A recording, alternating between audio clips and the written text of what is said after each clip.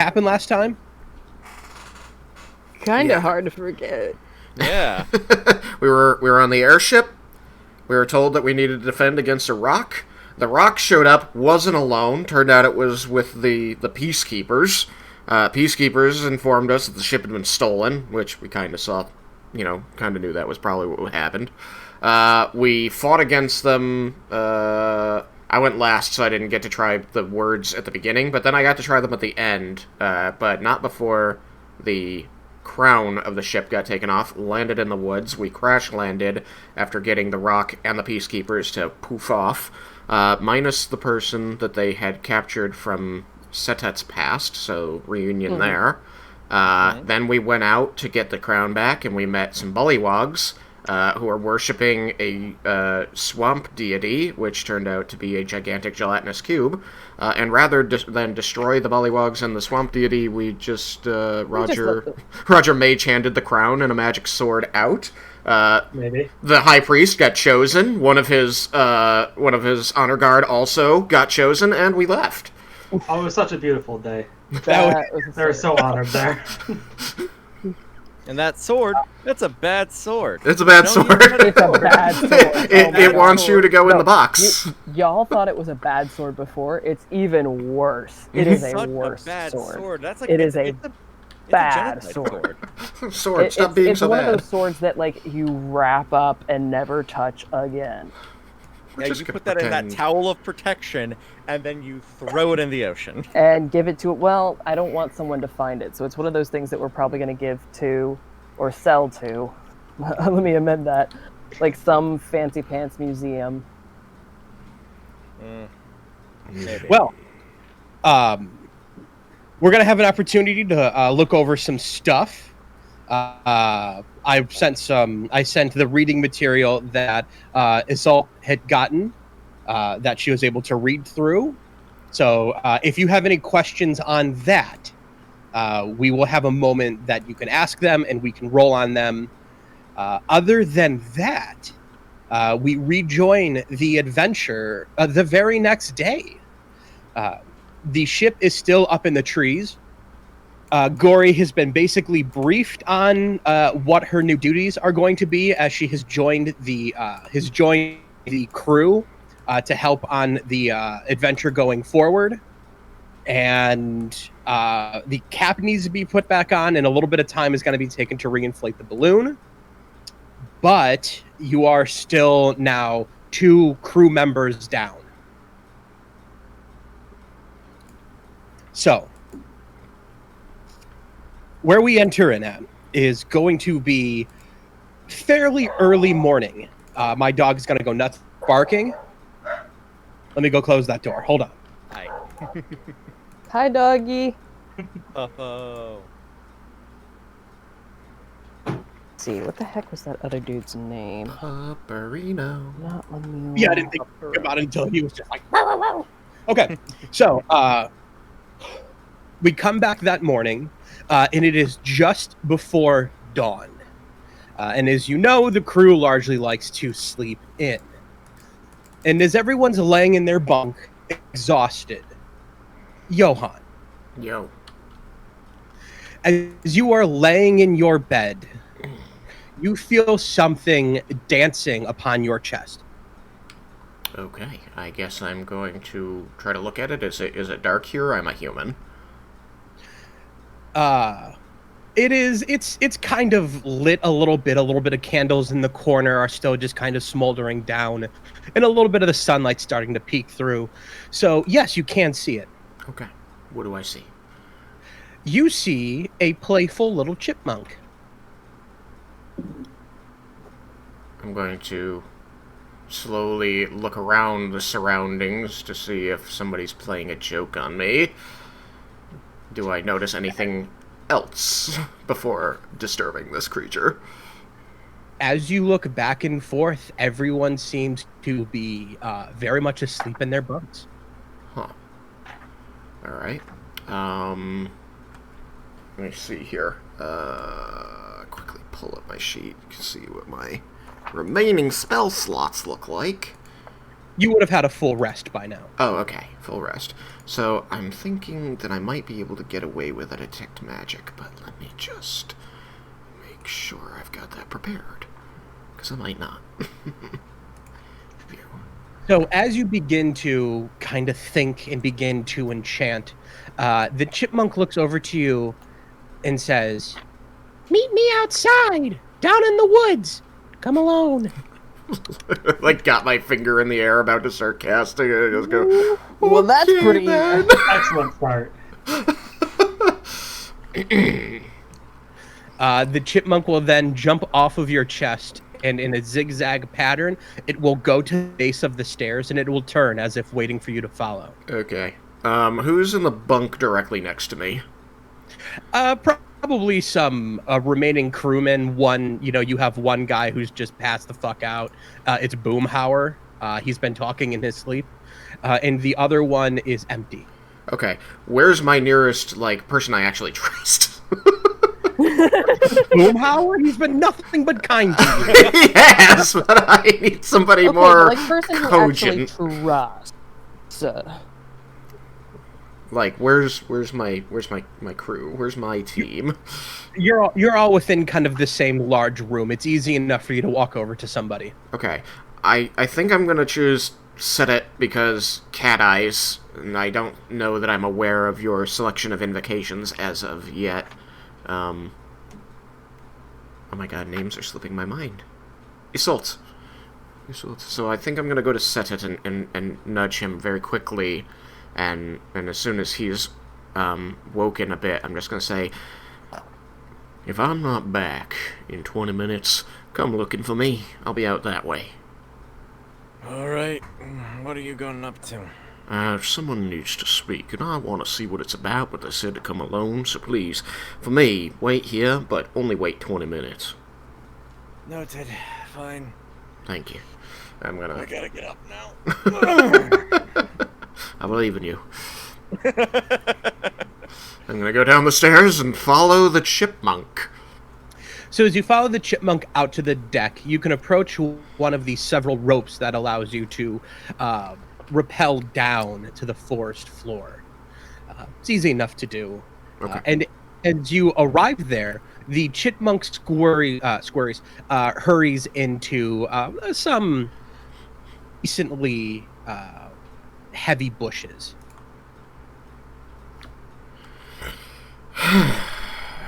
Not gonna make it easy, I see.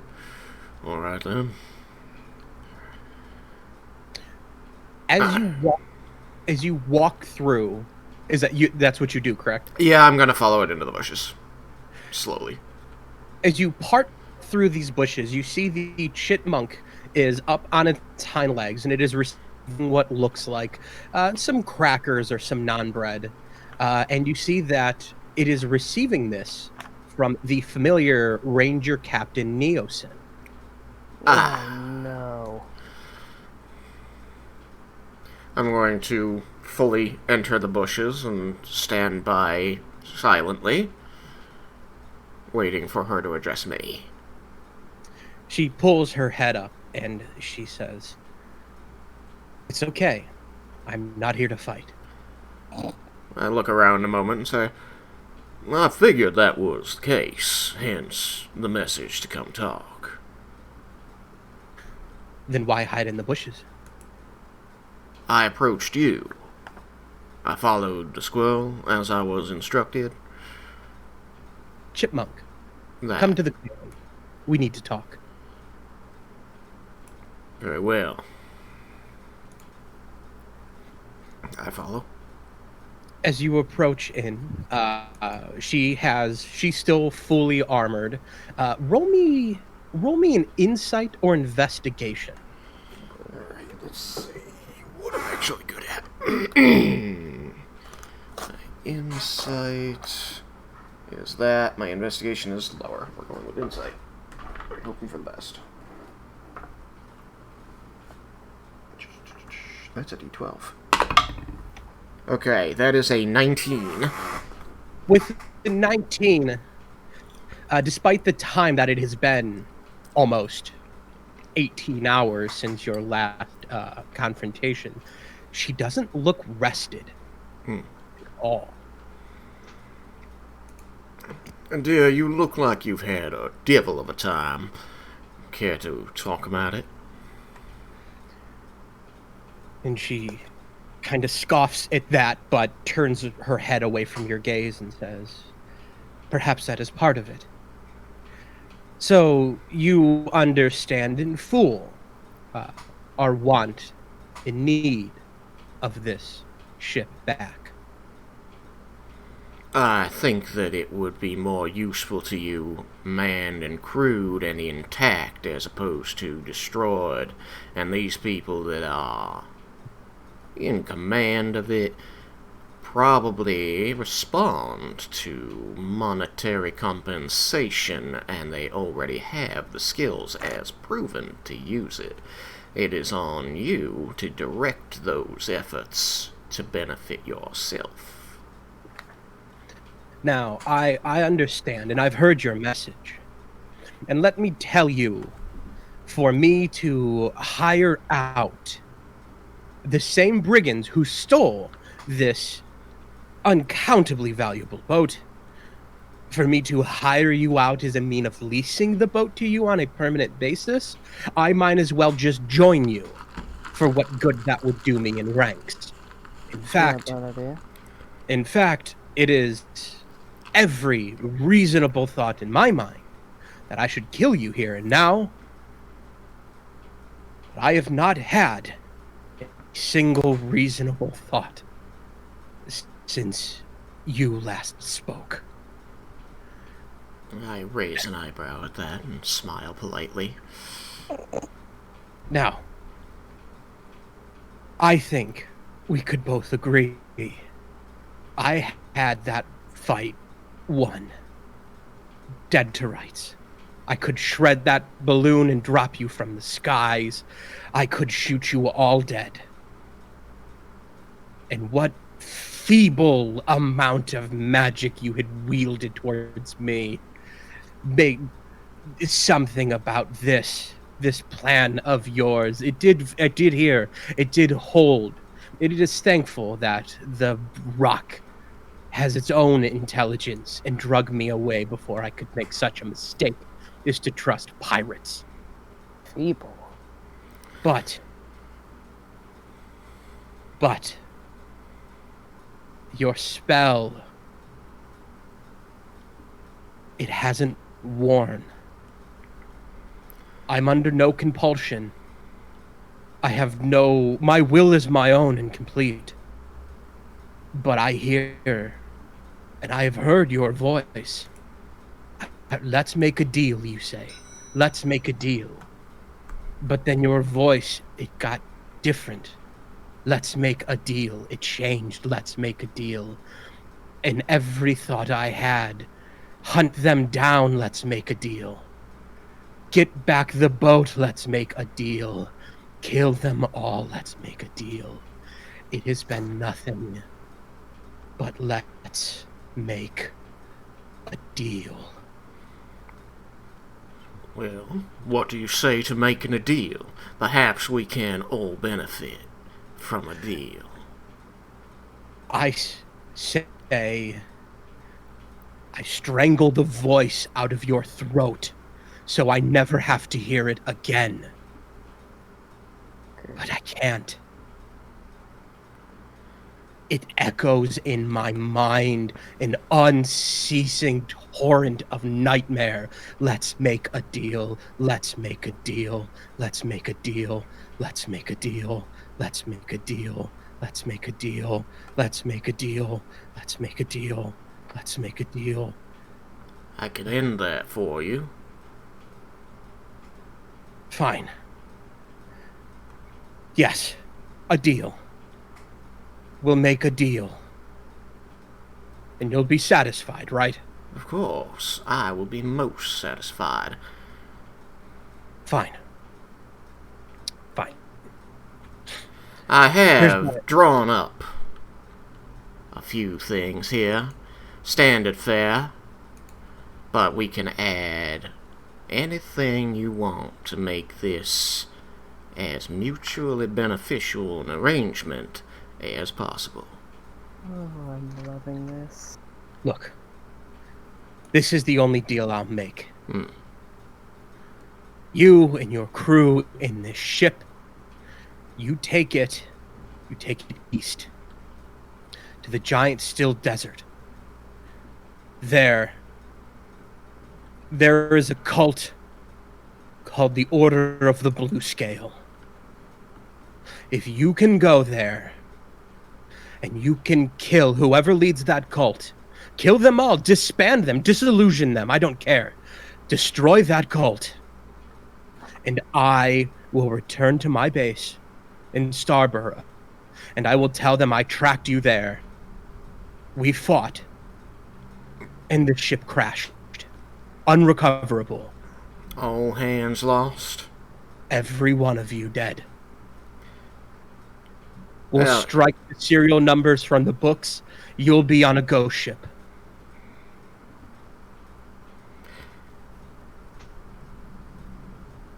You never see me again. I never hear your voice again.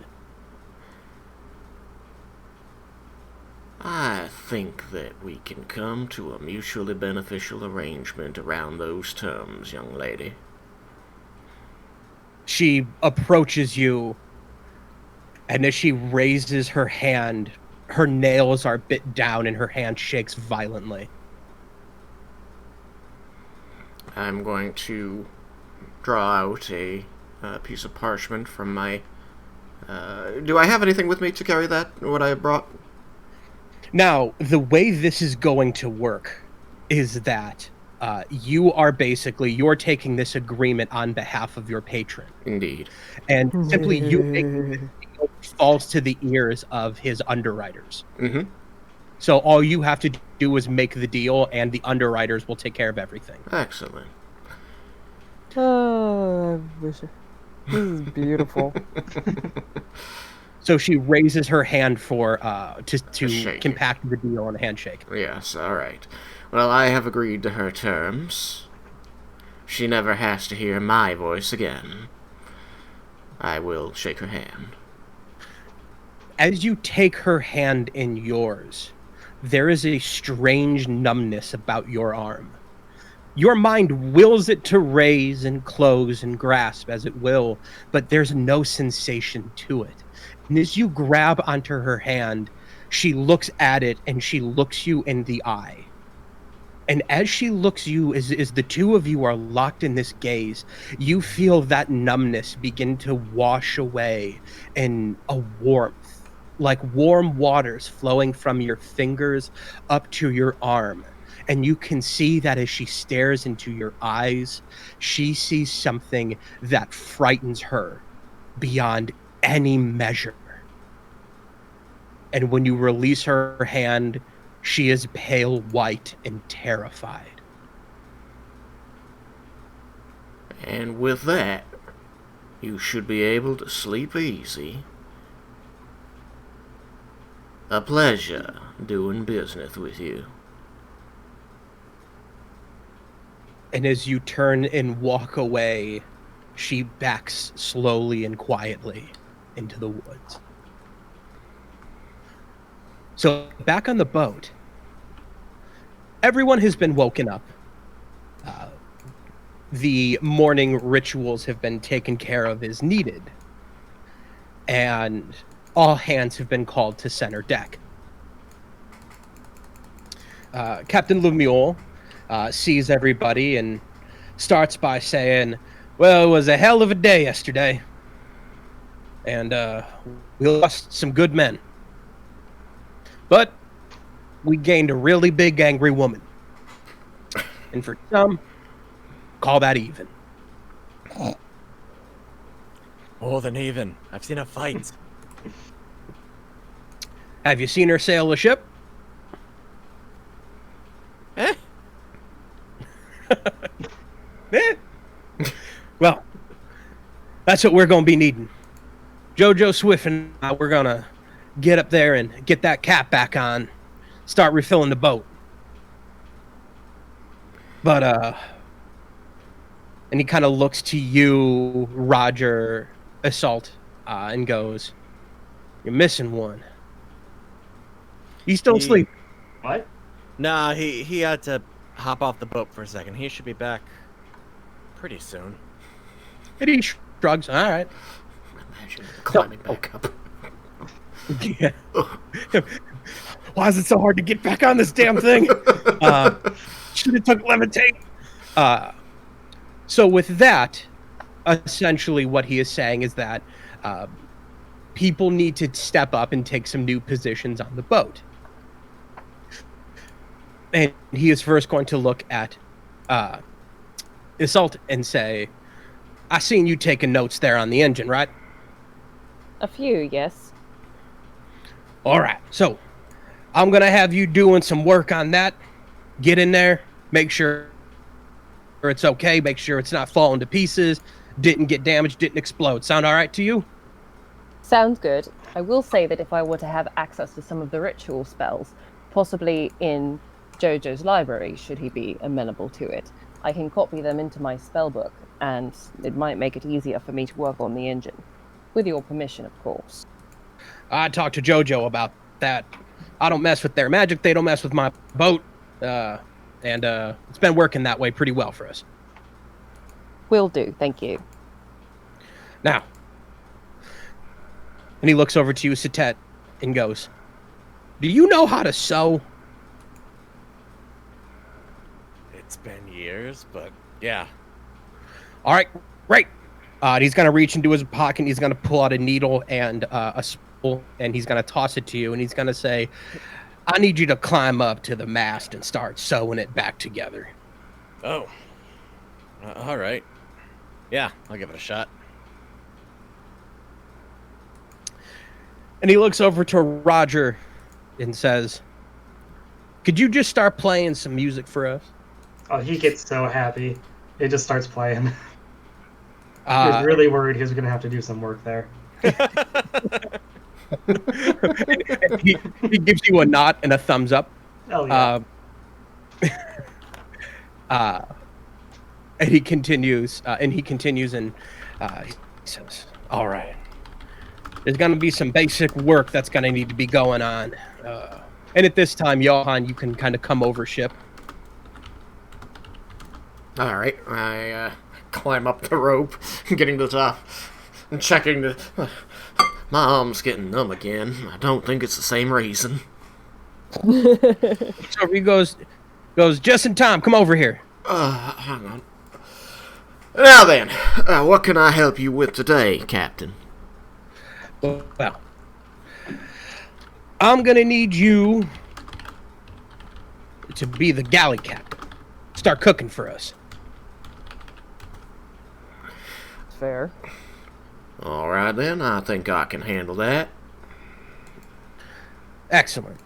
So, last bit of business before we break off and start getting this ship shape again. We were heading to Starborough, but I'm thinking that since we got met with a little bit of resistance from the Civilized Crusades, apparently stationed there in Starborough, I think maybe we should skip right on up to the desert. You'll find no arguments from me. Whatever gets us close Indeed. to- That's, I'm amenable to this plan of action. I was not aware that they had such a high standing in Starborough. I should have known since the Iron Dragon run through there. And I just don't think it's going to be a wise idea to fly a missing ship right into one of their ports. Indeed. Well, if you'll excuse me, I need to get down to the galley to prepare the evening's meal before we take off and everything goes all tossing about. All right. Well, if that's it, then I'll have everybody get to your stations. Let's get this sucker running, and we're out of here as soon as we can before that damn rock shows up. To my team, if once your other duties are complete, you could find me in the galley, I have some questions to ask. about what I missed this morning. Certainly. Thank you. All right. Well, the day is fairly busy, fairly mundane. However, as small odd jobs are assigned to everybody, which is Satet. Largely, you are doing a lot of the things that some of the older crewmen aren't quite up to. Climbing up a lot of things, squeezing behind a lot of things. It is a very physically intensive day for you. Mm-hmm. It is there's very little there's a little bit of talk, but some people are like, do you think those tabaxis have that same floating collarbone like cats do? And the other guy goes, man, I don't know, maybe they do, I don't know, it's rude to ask though. I'll never tell. Adjust collarbone. So you do have to eventually find your way down to the gnome artificer wall, down to his lab. But Jojo accompanies you. They tell you he's usually fairly calm. Don't mention anything about the Underdark. Nothing about them below. That explains the reaction I got last time. Yeah, Gilwall had an experience that left him changed. So, you don't want to bring it up. Don't look him in the eye either. Noted. But if he makes eye contact with you, don't blink or look away. He'll think you're weak. Understood. Okay, good. And Make with sure you that, don't you're turn able- left in his presence, but also don't turn right. It's complicated, but you'll get it. And Roger, of course, you spend the day getting some wonderful practice in, and really beginning to buff your playing ability. Awesome. I was going to say, if anyone asks me to do anything, I'll just kind of play louder and back away. Cling, no, cling. Yeah. I can't hear. And ultimately, Johann, you are going to be rather busying yourself with the cooking, cleaning, and keeping track of food stores. Okay. Just so that you know, with Create Food and Water, I literally create it and don't need supplies, but I, might ask for the compensation they would have otherwise spent on the food stores. If you were to ask for compensation, they would say, we have food stores, use them first. Okay. I can do whatever you want. So, it's relatively easy, kind of mix it with your magic, and you've got quite a few meals going. At the end of the first day, everyone is kind of bed down and tired, but the next day, the balloon will be ready to take off. If there's anything you guys want to talk to each other about, or if you have any questions for me going forward, we can address them now. Isolt wanted to talk to Jojo about maybe seeing if she could flip through her spell books and copy some rituals into hers. Roll me a persuasion check. Okie dokie. Not one of my strongest. Not trained in it, but my charisma's high. And there goes the PHP. Yeah, it's gonna be a 12. With the 12, they'll kind of look to you, narrow their eyes, and say, a couple, a few. I don't want to get myself replaced by another. And she kind of looks at him and she's like, I have no intentions of staying on this ship with the rest of you. My loyalty is to my companions. Besides, there's so much to learn and so much to see. You've no reason to feel that your position's at risk. I've no desire for that sort of power. Jojo's pronoun is they. They, oops. It's okay. They just kind of narrow down at you, and they have quite an extensive spell book. They have a few spell books that they keep kind of tucked away, but for their own, let's see. Roll me a d12. Okay. Oh, and adding, she says, and as an act of goodwill on my part, I'd be willing to share some knowledge that I have come across recently, and in fact, maybe show you a book of law and ask some questions, if you are as interested in history as I am. D12 of 4. Okay. With a 4, take a look at any and all rituals up to level 3, and you copy 4 of them. Oh, thank you. Beautiful. I actually was looking for rituals, so I have excellent ones now. Thank you. So, And then, go ahead. so she shares the book of lore with Jojo and points out the passage about the great trade going forward, and then she shows him Chad the Astral Chain. Them. Chad the Astral Chain. I should do better than that. I have a ranger who's they them, and shows them the Chad the Astral Chain and asks them, have you in your experience ever come across a sword that imparts visions of history?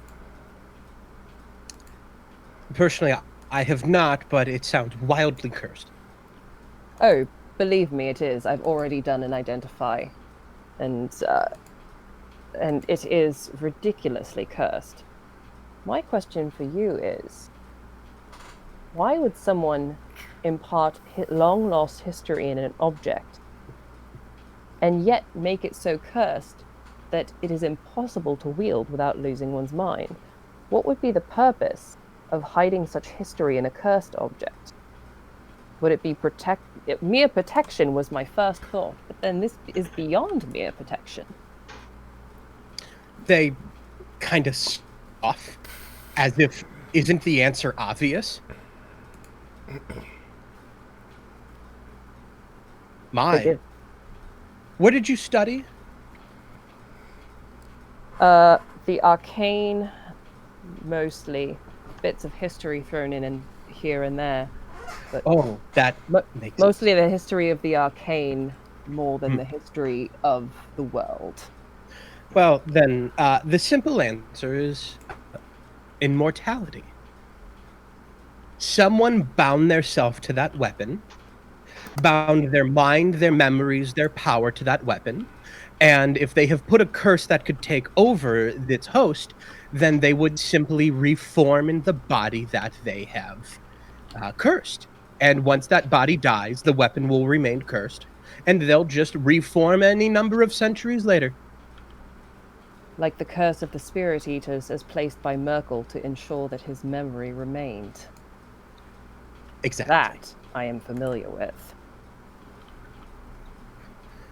And perhaps as much as it moves into your mind, you move into its. I've no intention of using it further for the exact reasons that you've just described of it moving into my mind. Shame.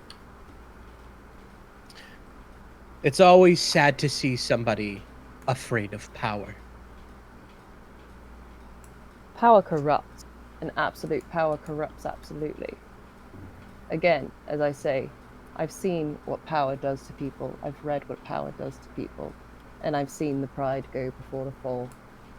I've no interest in power, and every interest in knowledge. Well, it seems a wealth of knowledge is within it, though. But it is your sword, it is your choice. But what I am interested in is this trade that was supposedly said. I am aware of this location, the spine of the world. It is, to my knowledge, it is a giant. It is a giant temple. It is said that there is an oracle there who can answer any questions in truth. And what would you ask it then, that you are so intrigued and so intent on going there? Now that is a fine question. I apologize if I have overstepped, and it is too personal for you to talk about. Oh, don't. I just would have to think of the right thing. Should we travel all the way up the Sword Coast into that tundra frozen hellscape, you would want to ask the right question. A profound question. One I would not take so light. Understood. But if that is all, and they will snap up their spell book. Wonderful fireworks. Oh yeah, I heard Thank them. you for your time, Jojo Swift. Great. I greatly appreciate this exchange of knowledge. And they nod, and they walk away. So with that, Johann, Roger, and Satet, is there anything you'd like to do or speak with each other about? Yeah, I wanted to speak with the whole group. Yeah, I've got something to take to the group as well. Yeah, I've got stuff to take to the group as well. It's like I we're just have all a gonna frog like in my heart. gather. We all grab a table at mess and kind of, in the din of everything going on, have a quick, have a little discussion. I think we could hear from Setet first, and then Roger, and then me, and then back to Isolt. Just keep going in that order. Sounds good. Roll initiative. No. I'm talking first! I was gonna say, how violent is this conversation gonna get? As violent as it needs to. Hey guys, look! I found this sword. Oh! I thought we told her not to touch that. I'm sorry. Expressed concern over. We don't tell anybody anything, we suggest. We strongly advise them not to touch the Strongly genocide advise. sword. Alright, Science sword. Setet, what have you brought the group?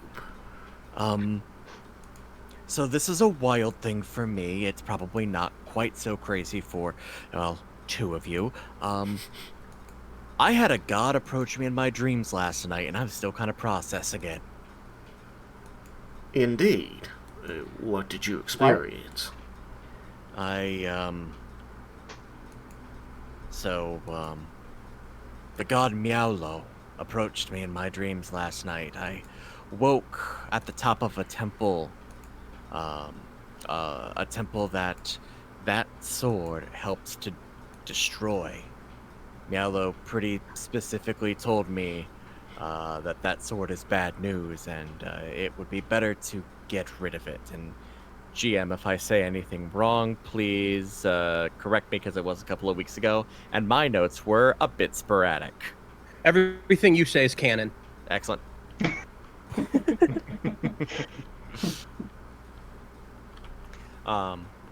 But that sword is bad news.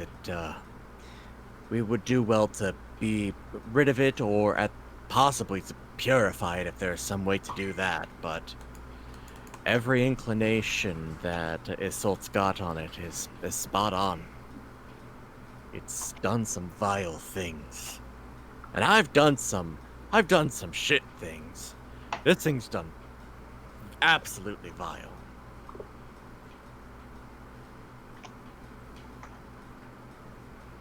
And honestly, that's about it. It's kind of been a quiet day.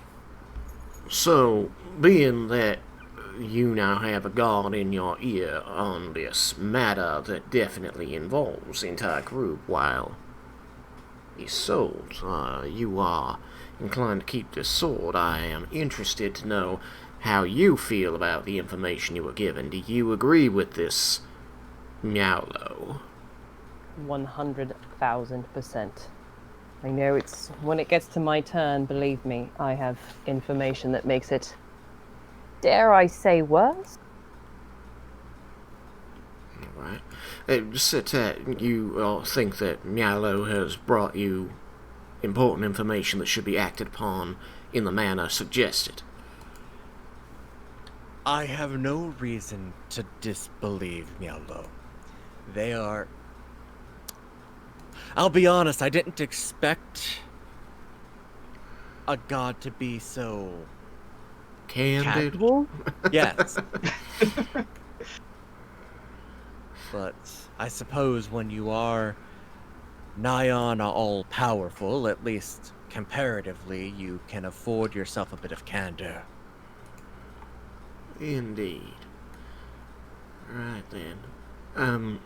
I'm just, for the sake of getting, asking all the questions, Roger, I know that you and I haven't had as much involvement with this sword, but did you have a feeling if they wanted to be rid of it, would you have an objection to that? No, not too much. I don't really. It's just kind of a sword to me. Whatever they think is best. Alright. Well then, it's good that you brought this information to us. We will need to discuss and determine if there are any benefits not yet considered of keeping the thing about, but I think that our experience with it through Miss Isolt, as she felt put very much under stress by the thing, it weighs heavily on the decision. Now then, if that's all you wanted to talk about, Setet, Roger? Oh, I really didn't have anything that heavy, guys. I just learned this new trill that I was going to play for you guys. It just plays a little bit of music. Looks real happy. That's all I got. Well, that's lovely. Beautiful, Roger. I like it. Thank Excellent. you. Thanks, guys. Very well. Then moving right along to myself, you are aware that I was away this morning during preparations, and I wanted to be 100% upfront about what took place. You may recall our, let's call her a friend for the time being, the woman that represented the Peacekeepers, what were they? The Peaceful Crusaders, I think was the name. She found me this morning and wanted to make a deal, given the proposition I'd made on her last pass. So, that is to say, and I hope that we can, Mr. DM, keep this quiet enough that we can be deciding when we're sharing this information with the crew outside of ourselves. I mean, considering the crew, there's only like 6 guys left. Yeah, you're all pretty much. You can look around and see if there's anybody nearby, and you're all in a private state. Okay, because I intend to share it with the crew at the right moment, and this isn't that. That being taken care of, then. It seems to me very serendipitous that the captain has chosen to skip along to the desert, because according to the accord that I signed with our friend from the Peaceful Crusaders, we would be given absolute ownership of the ship and all of its activities, provided we did one small favor for her, which involved removing a troublesome cult of blue dragon worshippers in the desert. I feel this was a fair trade, and being that the alternative was that she and her army come back to try and destroy us, I took it upon myself to accept. Seems like a good way to get him off our back, at least for the time being. Got no love for these peacekeepers. Sounds good to me. To be honest, it was a very generous deal on her part. She offered to spin a tale that the airship had made its way to the desert where it was destroyed, losing all hands. So the people who remain on the ship which is yet to be determined, would effectively be ghosts. Isolt mutters to Johann in Infernal, made a deal for a friend, did you? I have friends in high places who are very appreciative of the deals and lucrative business acquaintances I make. Isolt had figured out that you were Yeah. she's like, she knows exactly. Maybe not knows, but she figured you made a deal. Yeah. So. Oh, but he'll never answer directly. But yes. Of course not. You also... You know the nature of the deal. Yeah. Right. You and also... Isolt knows full well, too, that he will never answer directly, which is why she's muttering at him in Infernal. Right. You also notice that in Infernal his voice is not accented the way it is during his normal speech. Nice. Fine then. Dragon cultists. That Simply a So small we'll connect them problem along? to solve, and away we go. No questions asked. I Sounds do simple like- enough to me. You haven't been to the desert yet. Went through on my way down. It's I don't think much of it, but I suppose it'll be a quick trip. That's all I had, Isolt. Wow. With the sword, it gets decidedly worse. Good. Do tell. Well, it's most definitely cursed. And in speaking with Jojo Swift, they informed me that the reason for such a curse is most likely, especially considering the history and the flashback I got of it. Well, let's put it this way. Before I explain, are you familiar with the Spirit Eater curse? As imparted upon Akachi. No. No. Okay, so none out of whatsoever. character, have y'all played Neverwinter Nights 2 Mask of the Betrayer? No. Not enough. No.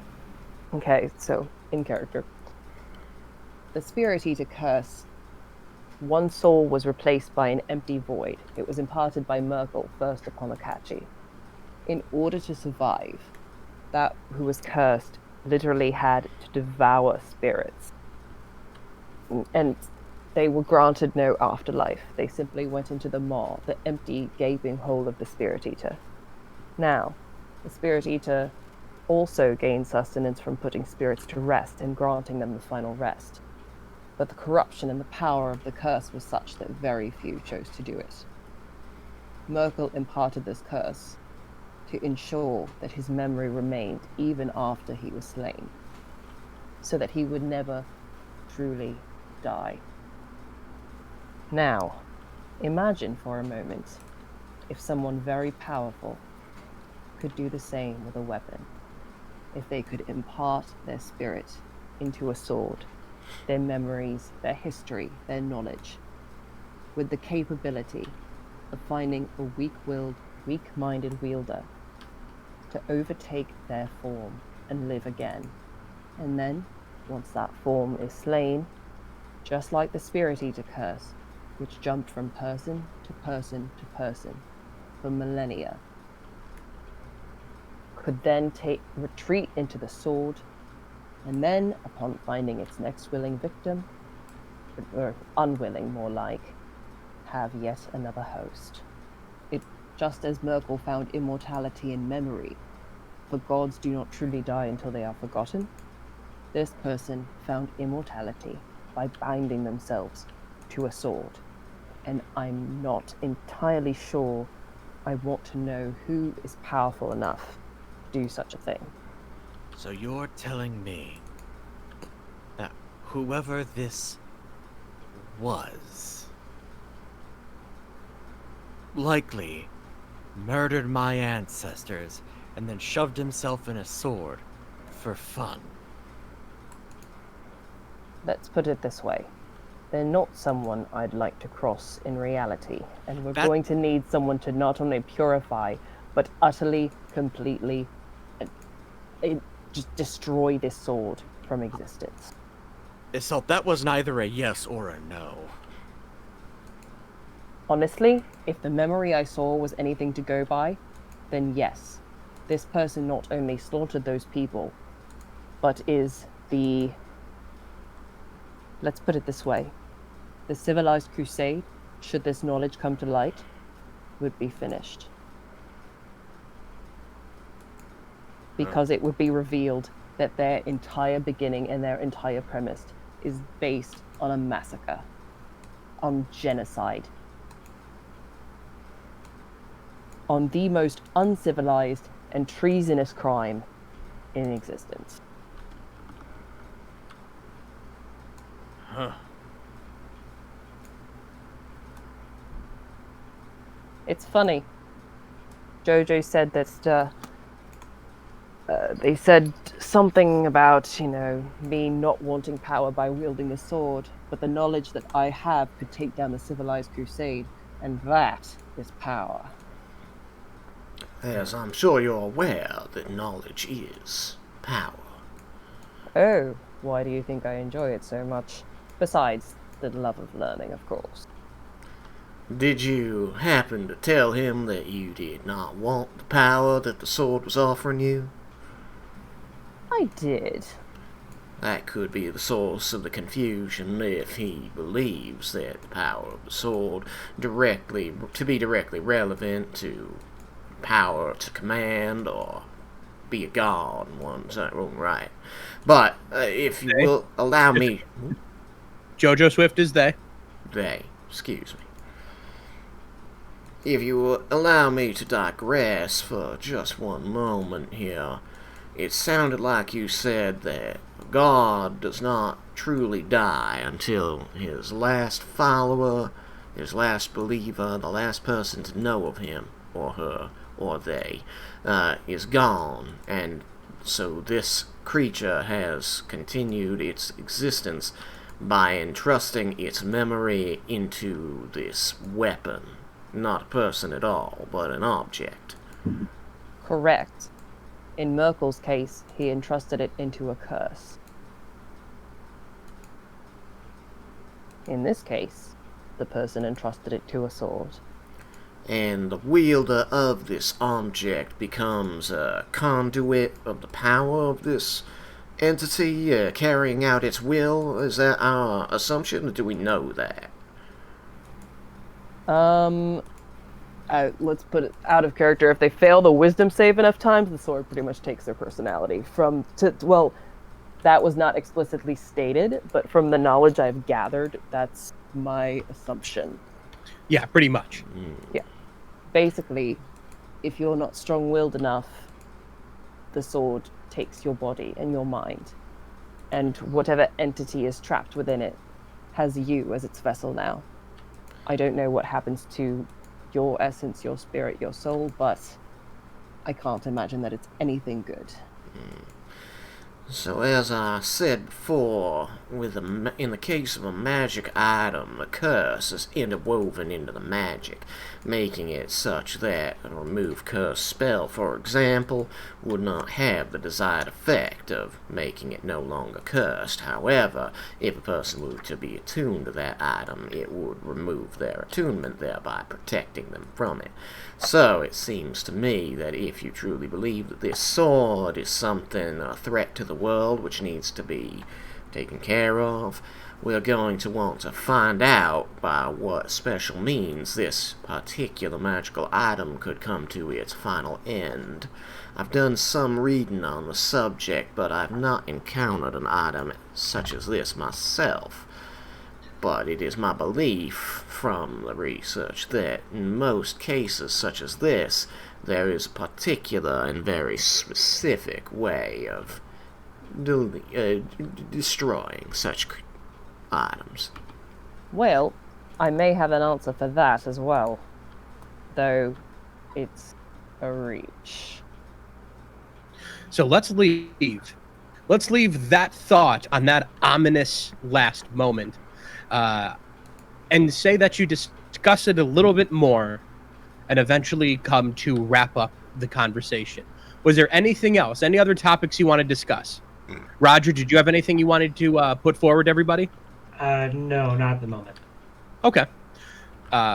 So with that, let's say that everyone heads off to bed.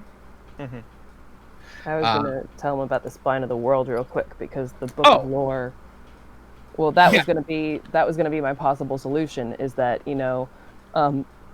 that there's supposedly this oracle at the spine of the world, and that the book of lore there's a passage that says, and so the Adela took her heart to the spine, tribute to Hecaton for an alliance against, and then it doesn't say what because the text is faded. Hecaton? Yes, Hecaton. Could that be a reference to the 100-armed god? Possibly.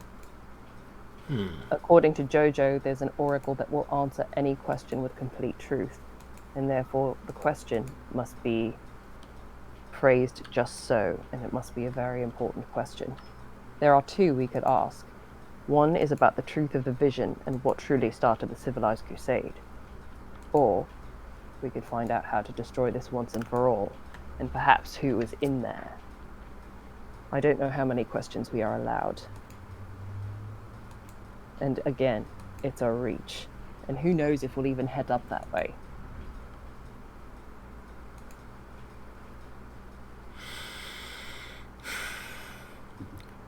So with that being on the edge of conversation, we will end the night. And in fact, we'll look forward to about 4 days of travel. We will breeze through. Just to say that those 4 days for Tet are very labor intensive. And as these are 4 days of constantly go up there, help us move that, hold that together, tie that knot. What I'm going to grant you for 4 days of intense, difficult labor, Tet. Go ahead and take your strength score and increase it by 1. Haha! Nice. Excellent. I was going to offer to... Roger, your time walking around the ship, constantly playing, taking a few requests, and even during the evening, joining in to play a few tunes with some of the other shipmates. Go ahead and increase your performance by 1. Excellent. Thank you.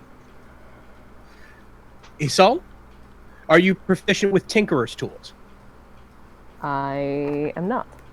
You not only are you proficient with them, you now have expertise with them. Sweet. Thank you. Johann, Yes. are you proficient with Cook's tools? No, I have no proficiencies in tools. You are now proficient with Cook's tools, and so long as you prepare a full meal, you are going to be able to give everybody 1d6 plus your proficiency and temporary hit points at the beginning of the day. Whoa. Dude, that's sick. Very cool. Nice. Yeah, not bad, not bad. Okay, so I'm proficient with Cook's tools, and I can give people up to 1d6 plus proficiency. Temporary HP or bonus maximum HP? Temporary. Temporary HP. So with that, the journey takes you those days, and very much to Captain Lemuel's surprise, there is no sign of the rock. Though a few believe they may have spotted it just on the horizon, it is never enough to confirm that it was there. But as far as the former crew is concerned, it has been a very comfortable few days of flying. You eventually run into some heavy winds as you begin to enter the giant still desert, and it begins very hot and dry. Especially with your altitude, the sun seems to beat directly down on everybody.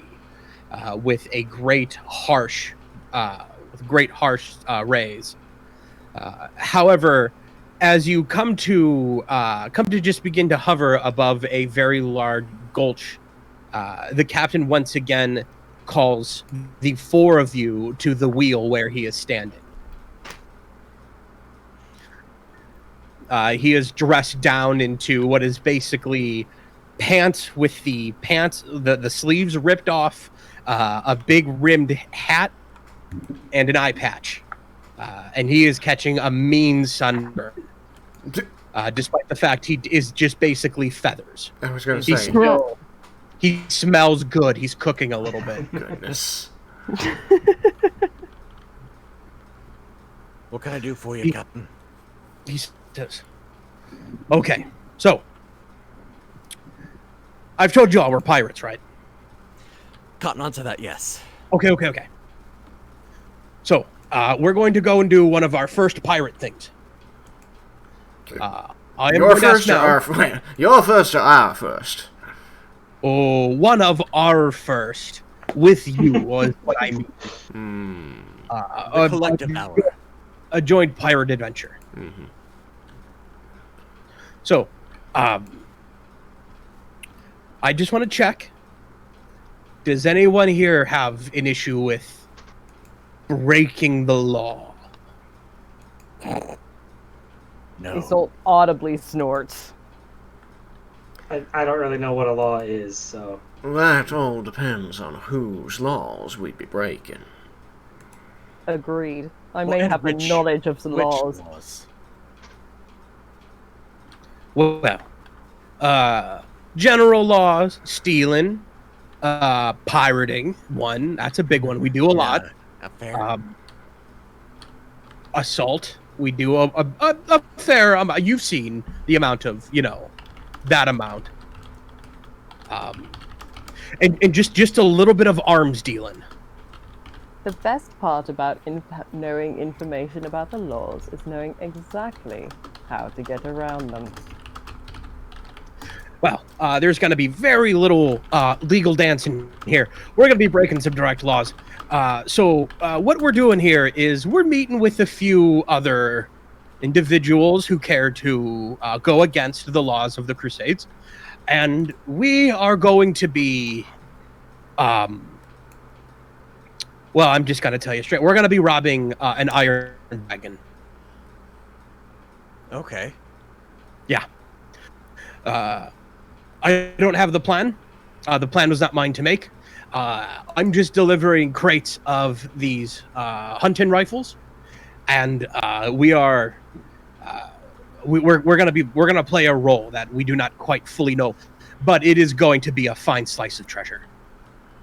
If you don't know your role fully, how do you know you're not being played?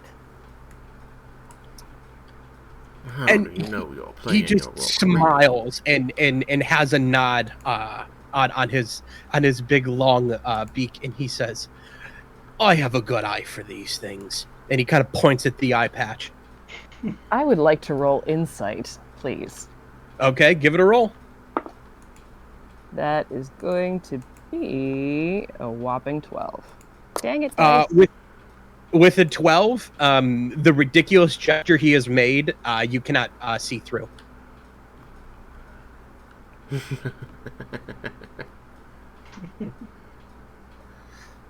Just That was funny. just play it cool. Listen, if you've got good ideas, toss them up. But we're in this together, all of us. Bloodwing, that's who we are. Bloodwing.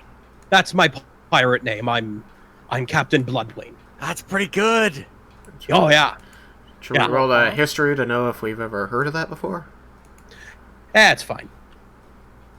He'll even admit to being low level. This is him making his name. Oh, okay. Yeah. I meant the history check would just be to see if he'd already made a name. Yeah, no, he hasn't. No, it's small potatoes. He's going for a big splash. But in any case, he says, so we're going to be working with some difficult people. They're going to be unique. They're going to be from other cultures. So just P's and Q's, right? Mm-hmm. He nods at the group of you, and he says, "Look for a place to land." And he begins to turn the wheel, and as the ship begins to list and turn, you begin to descend through the clouds. And as you do, you see the barren, rocky wasteland of the desert. And you see what is surprisingly here about midday. You see what looks like torches of green flame peeking out between heavy boulders. May I roll an Arcana check for that? Give it a roll. Yeah. Oh, that's better. 17. This is likely a variation on the continual flame spell. That color has been changed to make it stand out against the gold and yellow floor of the desert. Got it. And a reference to Acquisitions Incorporated. Excellent. Nice. Excellent. Hey, Johann, quick question for you. Yes, what have you got for me? Have you mentioned to the captain what our alternative mission is while we're in this region yet? I had not mentioned it yet. I thought perhaps it would be most beneficial to our purposes if we got a little closer to the goal before explaining the secondary benefits, but it does not seem to me to be harmful to bring it up ahead of that, if you feel. I just don't know who exactly it is we're meeting with here. He was shady on far more details than I normally like to get into before I get to a job. But I have noticed that we are on a flying ship, and I cannot fly away. So I tend to find it pretty good to just go along with folks when they are, have my life in their literal hands. Indeed. Well, if you'd like, I can discuss it with him presently. Would you like to attend that? Sorry, real quick, out of character. I don't know if any of you all have high deception, but if you need someone to make the story more palatable, I have +7. I am also sitting at a 7. Nice. I mean, look, we're probably good for anybody who wants to hop on in, but might be worth bringing up. If you're confident that it's going to be all right, I'm perfectly fine letting it go, but at some point we're going to have to tell him. We can do it now. Let's then. Roger, about this time, you see what looks like somebody running out and waving one of those torches in the air, signaling for you to land there. Okay, I'll let the group know. What's that? I'll let the group know that there's a guy with the torch. Okay. You see that where he's landing, there is a heavily rocky area, something that doesn't look like you could really, like, it's not smooth enough to land on. It would almost like the ship might twist and turn and stand uneven. And as you're looking over to the guy who's waving this torch, you see what looks like a figure walk out into the middle of this area. And what looks like a few gestures of his arms, you see that the ground, almost like water, recedes down into a perfectly smooth surface for the ship to land on. That's neat. Oh boy. Do the rest of us see the person who is signaling? Both you and Sitet are talking. Yassault, maybe. Okay. Do you want me to roll for it? Roll for what? To see if I see the dude. No, you see him. Okay. But other than that, the captain sees the clear place to land and goes to set the ship down. Should you come up to speak with him, he will wave you away. Very difficult business landing one of these. Just hang on. So wait, you said that Isolde could see the guy who was signaling us. Does she get a Right. description of what she sees? They're very small from this point. But when I see him do that flattening, leveling thing. Can I tell just from that one spell, like, how powerful he might be? Could roll me an Arcana check. Okie dokie. Let's do that. 9. That looked pretty powerful to you. Hey, So, rolling great today. as the ship goes through the long process of releasing air, maintaining balance, and eventually coming to a landing position, you see that the rest of the crew, including Gory, are beginning to essentially drop anchor, pull down the mast, and just basically get ready for what would be port in the form of an airship. With that, the captain goes walking towards the end of the ship to climb down, where the two of you can talk to him first.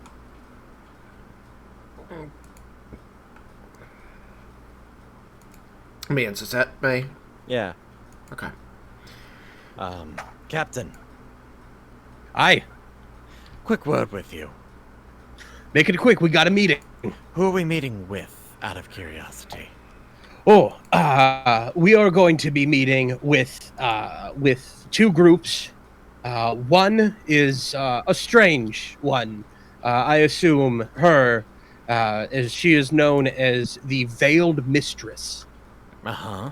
I have no idea who that is, but they have put forth quite a bit of money to get this endeavor put forward. And the other one is a local druid. I don't know what their issue is, but it's always good to have a druid, I suppose. Gotcha. So we're meeting with two individuals and not, like, groups of people.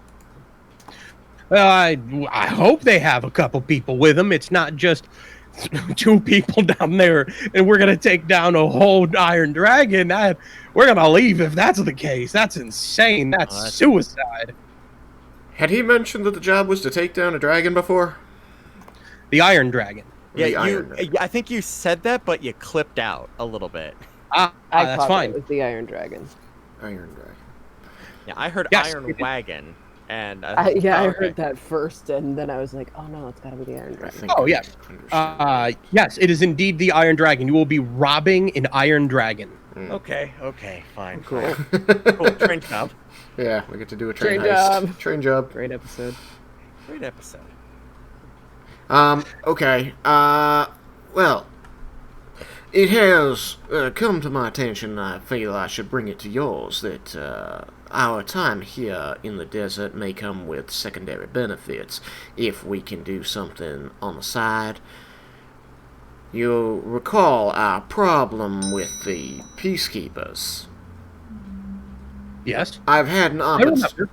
I've had an opportunity to speak with them since our last run-in on the ship, and it seems to me that they would be willing to let bygones be, provided we did one extra task during our time here in the desert, which would be up to and including the dismantling of a group known as I believe it was the Blue Scales? Mm-hmm. Something along that line, Sons of the Blue Scale or something like that. I think pretty sure it was just Blue Scale. I could Blue be wrong. Scales. The Order of the Blue Scales. Order of the Blue Scales, that's it. And he says, "Well, okay. You and I will talk about this a little bit later. All right. Very well. If that gets them off our back, we'll be doing it. That But for I right think now, so. what's ahead of us?" Very well. Figured it was worth mentioning in case we're about to walk in the room with them. And he looks at the two of you, and he looks off the ship, and he goes, "Wouldn't that just be awful? Just a shame. Terrible option. That might jeopardize the whole mission, and it would be our fault." Be our fault, but also be incredibly dramatic. It would, and he looks to you, and he has a thought, and he goes, I think even some people might want to listen to it, They but might. that's just crazy talk." Not insane. And with that, And with that incredibly strange and meta moment, does he debark the ship? Disembark the ship. He debarks. There's no bark on the ship. He disembarks the ship. He rebarks the ship, puts There's all the only bark bite right left. back He on, No more bark. overbarks the ship. gives it a really nice, like, rustic look. Sands it all down. He's crazy busy right now. Mm-hmm. So with that, for those who should want to follow, you can walk out into what looks like a small camp of very tan and well-tanned leathers, creating shelters from the hot sun and what looks like a lot of water skins, just kind of piled in a corner. And as you go walking out, the first immediate thing you see is a group of blue kobolds running back and forth. And it looks like 3 of them have given chase to a scorpion.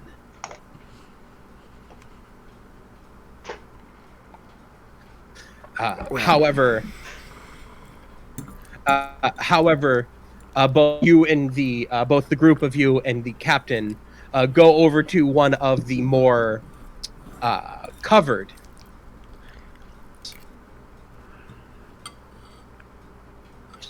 You're You breaking up there? Yeah, you're cutting out in and out real bad. Yeah.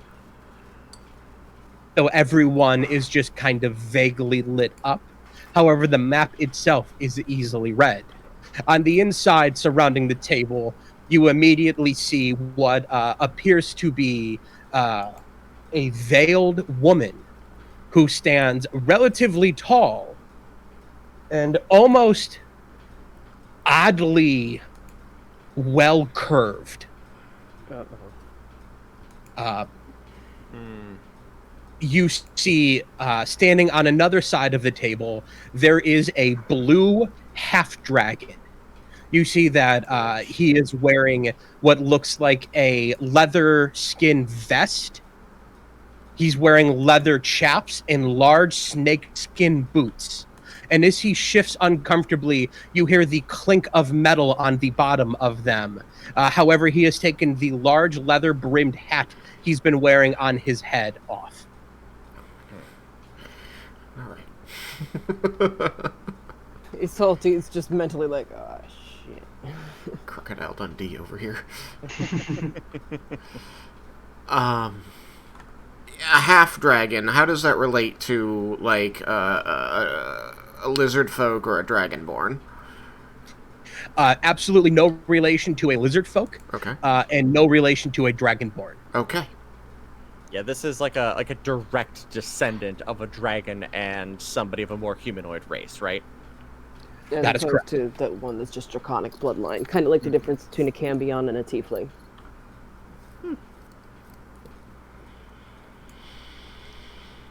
The dragonborn steps forward and goes, "So you're Captain Lemuel?"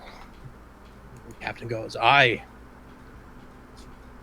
"Well, no point in wasting time. They call me Tumbleweed Jones. And I'm the watcher of these here parts.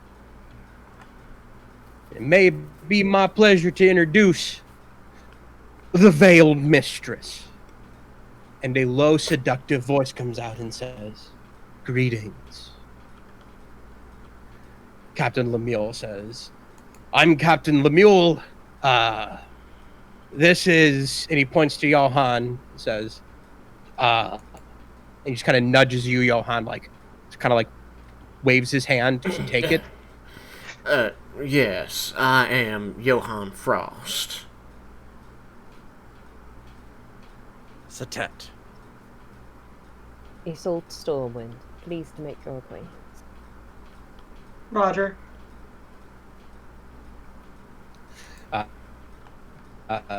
Tumbleweed Jones looks and he kind of nods at the group of you, and he looks to you, Assault, and says, "Ma'am."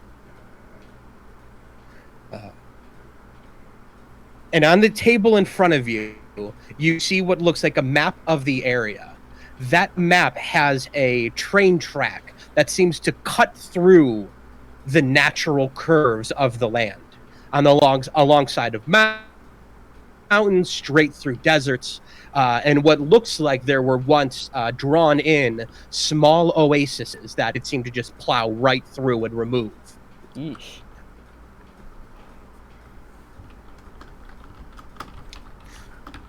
Tumbleweed Jones steps forward and says, I think the plan here is relatively simple. When that blasted infernal machine comes through, we gonna get on it, we gonna steal everything on it, and then maybe we're gonna push it off a mountain. And then the Veiled Mistress says, oh no, we don't want to do that. We don't want to anger the Maddox family. I'm glad you said something, my lady, because that would have been my stance as well, that if you could get the goods you needed without destruction of the property, perhaps that would allow things to continue at least normal enough for you to do it again. Can I roll a history check to see if I've heard of this Maddox family? Give it a roll. Nope. Okay. So, My dice are out to kill me. Tumbleweed Jones says, so what I think we should do, and he looks towards the captain and says, you brought them arms, right? Captain nods. So what I say we do is we arm my kobolds with those guns. We fly down on top of that thing, and we shoot every damn person in that beast. Kill them all. Take it for ourselves once it stops. Isolt is a little disturbed. Would it really be necessary to kill all of them? Would it not be better to let them live in the humiliation of the fact that they had everything they owned robbed right out from under them? Surely an existence of perpetual shame and infamy is a far more fitting punishment for their crimes than simple death. I don't care none for your social stand-ins and your pride amongst one another. They done carved this land up like a goose. That's what they deserve. You may not care, and believe me, I completely empathize. However, to these people, social standing is their most prized possession. You take that and leave them with their lives, they will have the most miserable existence imaginable. Honestly, death would be easier for them than a life full of shame. And the Veil Mistress steps forward and says, I won't be here to be part of a massacre. I understand some may die, but I'm not here to be a killer. Here, here. And Tumbleweed Jones just kind of folds his arms and kind of grumbles a little bit and says, yeah, what's your plans? Well, you say we get onto this onto this Iron Dragon. Now, as I see it, we've several people here of some magical skill, and at least one person, and she nods at Zatet, who is incredibly stealthy. We sneak onto this train. I can tinker with a few things to make a minor error, let us say. Something that will cause enough damage and yet look like it was a simple fault or an accident or someone simply being careless. Well, they are all distracted with this malfunction such that they do not drive their precious Iron Dragon off a cliff. We make out with the goods. And then, by the time they realize that this malfunction, and by the time they save themselves from driving off the side of the mountain, they will discover that they have been played. The Veiled Mistress speaks up. I think you're onto something. But I'm almost certain. In fact, I know. These things aren't so poorly guarded any strange person can walk right into an engine or somewhere of that great importance and just start fooling around, I'm almost certain you would be captured immediately. But I think that's something worth talking about. And she reaches into one of her robes and she pulls out a likeness of the Iron Dragon, what is essentially the engine cart and what looks like two carts filled with coal, Mhm. and what looks like 4 passenger carts on the back. I'm going to interrupt this, before she begins talking again as she pulls this out. I'm going to say, I'm afraid you have my friends and I at a bit of a disadvantage. Is this a planning session now that you would like us to discuss in great detail exactly how we are to pull this off, or are we simply here to understand the job we need to do, and we can have our own discretion about how to go about it? Exactly what have you invested in this beyond, exactly what have you invested on it? Because it sounds like our lives are what's invested from our side. She looks to you and she looks to the captain and says, "This is who you've brought. Are you planning to have them do your work for you, or should you just leave?" And Captain Lemuel almost wakes up, like, and he kind of looks over to you, Johann, and it's just like, "What did you say?" Just be cool, right? I told you. And he pulls you close. I told you to be cool. Just be cool. Can I try another insight check, please? On Why the shiftiness of our bird friend? Sure, give it a roll. That's better. Could That Roger is gonna pick up the Iron Dragon thingy? That's gonna be an 18. Okay. Roger, I'm going to come back to you in a brief. With an 18, he is way in over his head. He eventually makes it. That is exactly. He's hoping everyone figures it out, tells him what to do, and he will do it. However, Roger, what did you want to do? I just wanted to pick up the Iron Dragon. Just Okay. inspect it. As you pick up the Iron Dragon, roll me an investigation check. Ha! That's a 2. I mean, this is not a dragon, guys. I don't. What?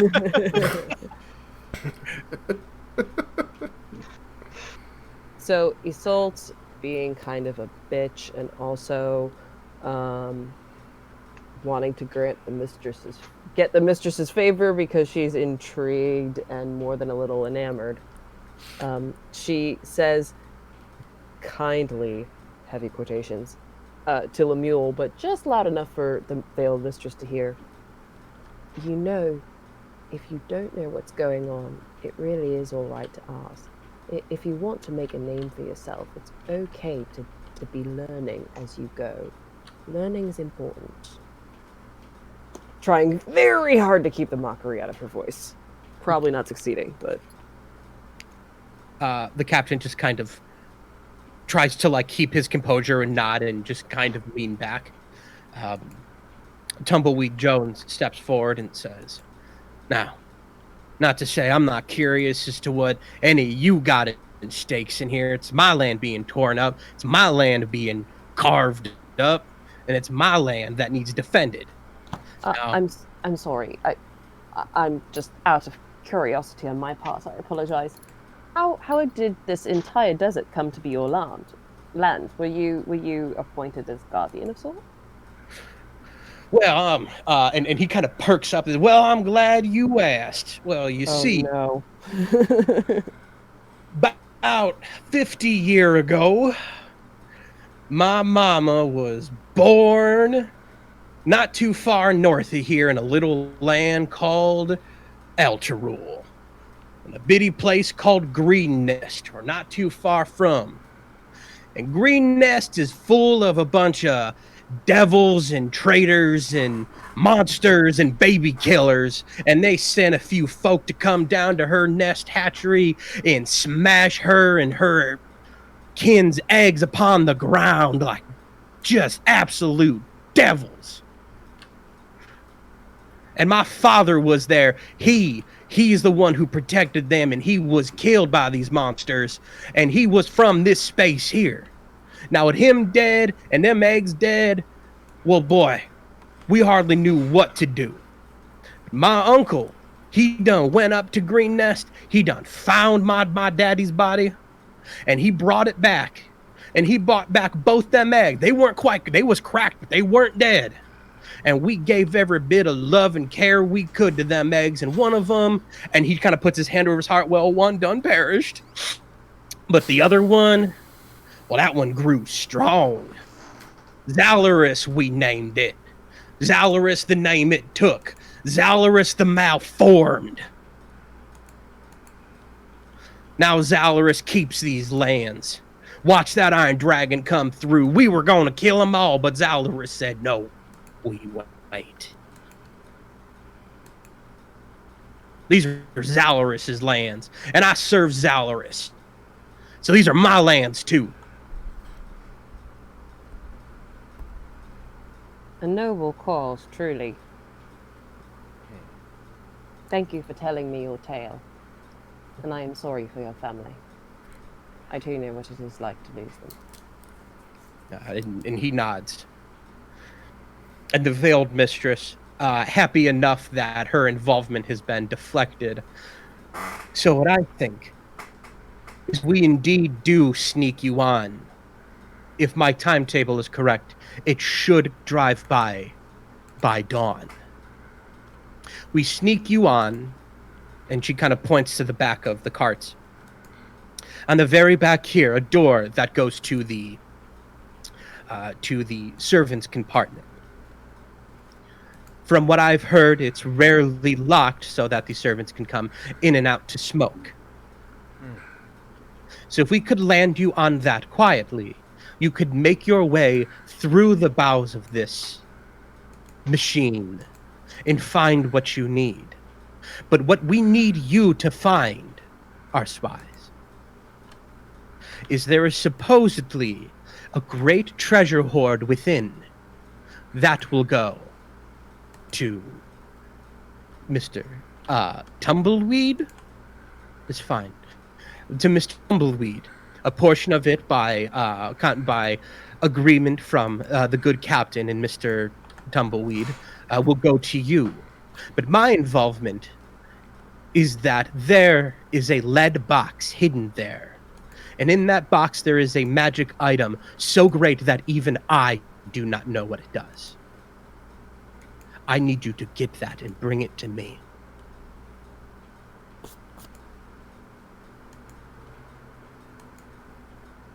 I know I keep doing this, but can I roll to see if insight to see if she really doesn't know what it does? Give it a roll. Crit fail. Never mind. I'm dumb. You not tell?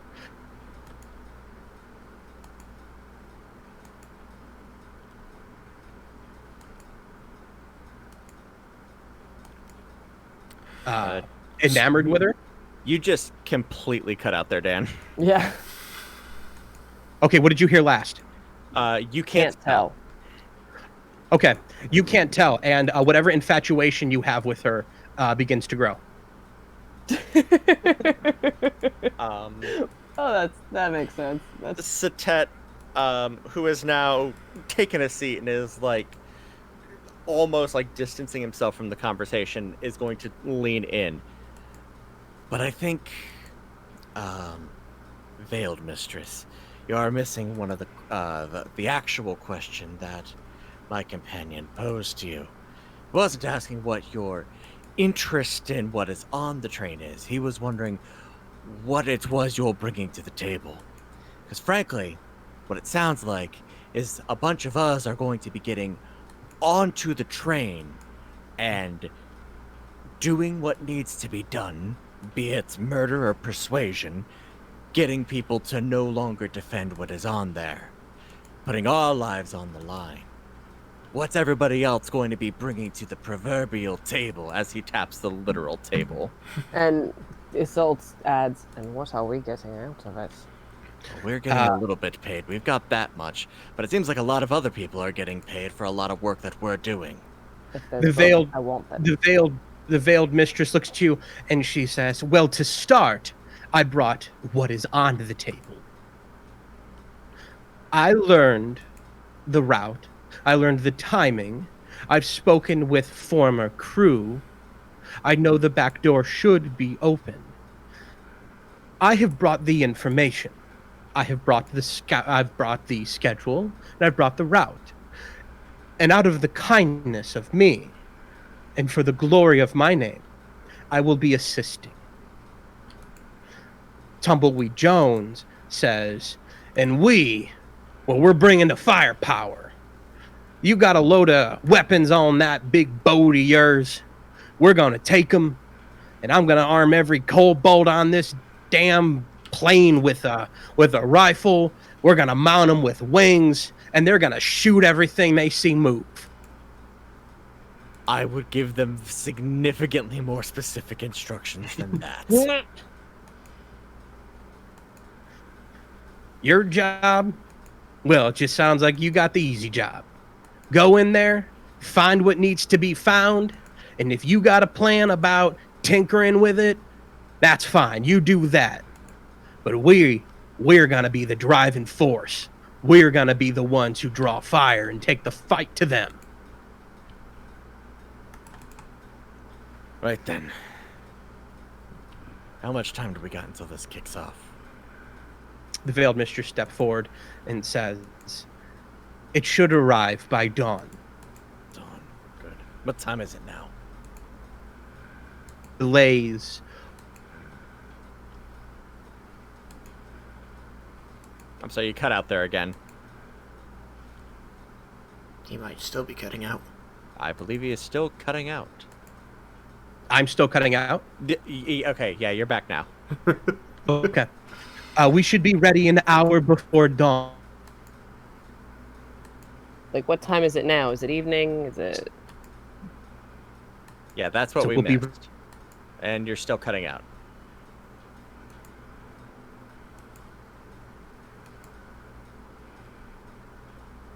Yep, still cutting. His net Boy, just what needs a minute there. I was gonna say, like, wondering if his internet's being weird or... Yeah. Can you guys... I'm seeing my voice connected and the... Yeah, now we can hear you. Now we can hear you. Yeah, We were the wondering little... if your internet was being wonky. Yeah, the little bars are going from like green, red, yellow, at the voice connected thing. Yeah. Yeah, God, I that hate that. sounds like an internet problem. Okay. Because mine It looks like- are straight green. Yeah. I mean, Mine went red for another. a minute and then went back. Yeah. Another thing is just that these calls that we're doing are peer-to-peer, whereas if we were using a server, we would be using a server, and so it might be more stable then. Right. Okay. Which is why I offered, I can help you set that up at some point, anytime. Okay. We were going to do that soon, you and I. Okay. But in any case, did you hear the before dawn? 1 hour Yeah. before dawn, but we want to know what time it is right now. Okay. The time it is now is late afternoon. Okay. Excellent. Okay. Tumbleweed Jones says, hearing that thing come through the desert is like a thunderstorm and an earthquake rolling together at once. You'll know. You'll feel it in your bones. All right.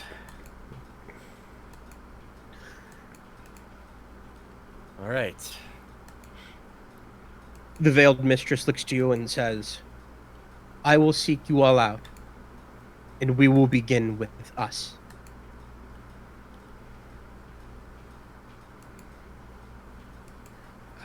And she looks to everybody, and she says, "You are dismissed from my tent."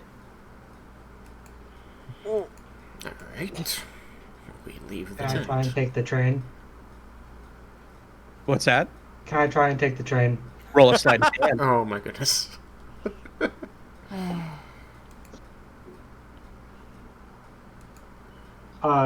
Including gloves of thievery.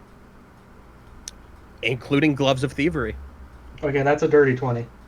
Nice. Okay. All right, so you just kind of pocket the train as you walk out. Deal. Thank you. So with that, Tumbleweed Jones will nod and he'll walk out, and the captain is gonna go back and order the crew unload the weapons. And with that, you are in the desert. It is hot. Kobolds are running around like crazy, and there are a few tents. Weapons are being handed out. What would you all like to do? Isolde is going to see if she can find any tent that has books in it, because that's what Isolde does. Okay. This is largely a druidic setup. There are no books. Okay. Paper afraid is not. sacrilegious. Even just books on knowledge, although that's right, I don't think druids are divine, so. Yeah, it's. I mean, not just that. This is also kind of a military outpost. You'd have to talk with the Veiled Mistress. Well, Isolde had been planning to do that once evening arrived anyway, so.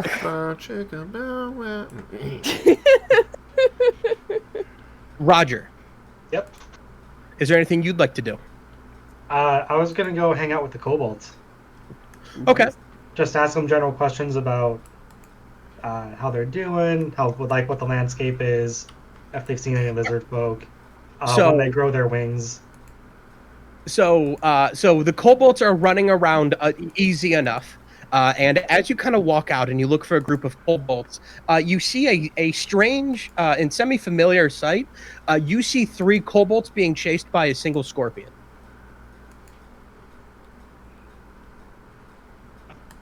I'll cast Mage Hand. I'll just Okay. try and grab the scorpion for him. It's easy enough for you to do, to just kind of grab the scorpion and pick it up. Hey guys, you want this, right? Yes, please. I'll trade you for a little bit of information. Do you guys know, how well do you guys know this land? We know this land well. We live here. This is our land. And the other one goes, yes, our land, and pounds on his chest. Excellent, excellent. Have you seen any lizard folk come by here? Ones that look like me, and he just kind of points to himself. Go, lizard folk? Like, half dragon? And they point at Tumbleweed Jones. Yes. No, just Mr. Jones. Oh, okay. One more question. When do you guys grow your wings? They kind of look back and forth. We grow wings. Yeah, you turn into dragons, right? That's how it works? The 2 other look at each other and go, we do? And one of them goes, I'm a dragon. Yeah, all kobolds are dragons, aren't they? Yes. Oh, excellent. No, Yes. child, okay. We grow to be dragons. Big dragons, small, strong dragons. Oh, you guys seem like you're gonna be the strongest. I wish you the best of luck. I'll toss him the scorpion. Oh, that's bad. When they go to get it, the scorpion recovers and they start running from it. No. Oh, that scorpion's gonna make them strong.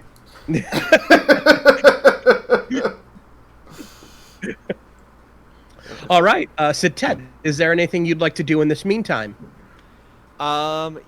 Yes. First I'm going to pull Johann aside. Yes. A dragon. It has begun to seem like that may in fact be the case. I just want to make it abundantly clear. You made a promise to, on behalf of an entity, that we would kill a dragon. No. not true at all. I made a promise. I struck a deal in that we would disband a group. It just happens to be that the leader of that group is a dragon, but I would point out that without those below it, there is no group, whether or not the dragon remains. That's a good point.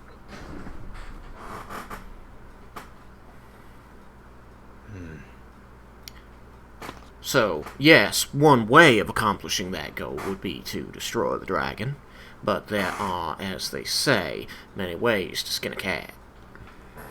All right. I mean, If you'll pardon the expression, Mr. Setet. I've grown accustomed to it, though I do disapprove. Regardless, I don't like. Johann, what is your passive perception? My passive perception is a number 13. Okay, so you just barely see this. Setet is standing, and his tail is out and just kind of moving a little bit. You see that a kobold is crawling behind Setet, hypnotized by the tail. Yes. Mr. Setet, advise you to lift your tail or you're going to lose the end of it. I lift my tail and turn around. As you do, you see a kobold in flight. Roll me a dexterity saving throw. All right. Rolling some dice. That's gonna be very good. Oh my goodness. 22.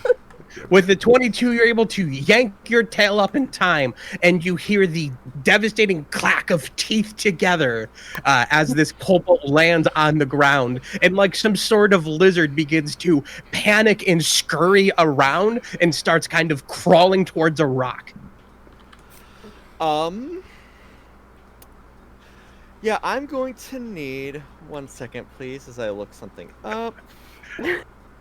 That's what we were warned about. That's why we need it to be level 7. Absolutely. It is indeed. It is the hungry kobold. Look, they're baby dragons. It is 30 baby dragons. They're little bearded dragons. I need this itty bitty thing to make a Constitution saving throw. Uh-oh.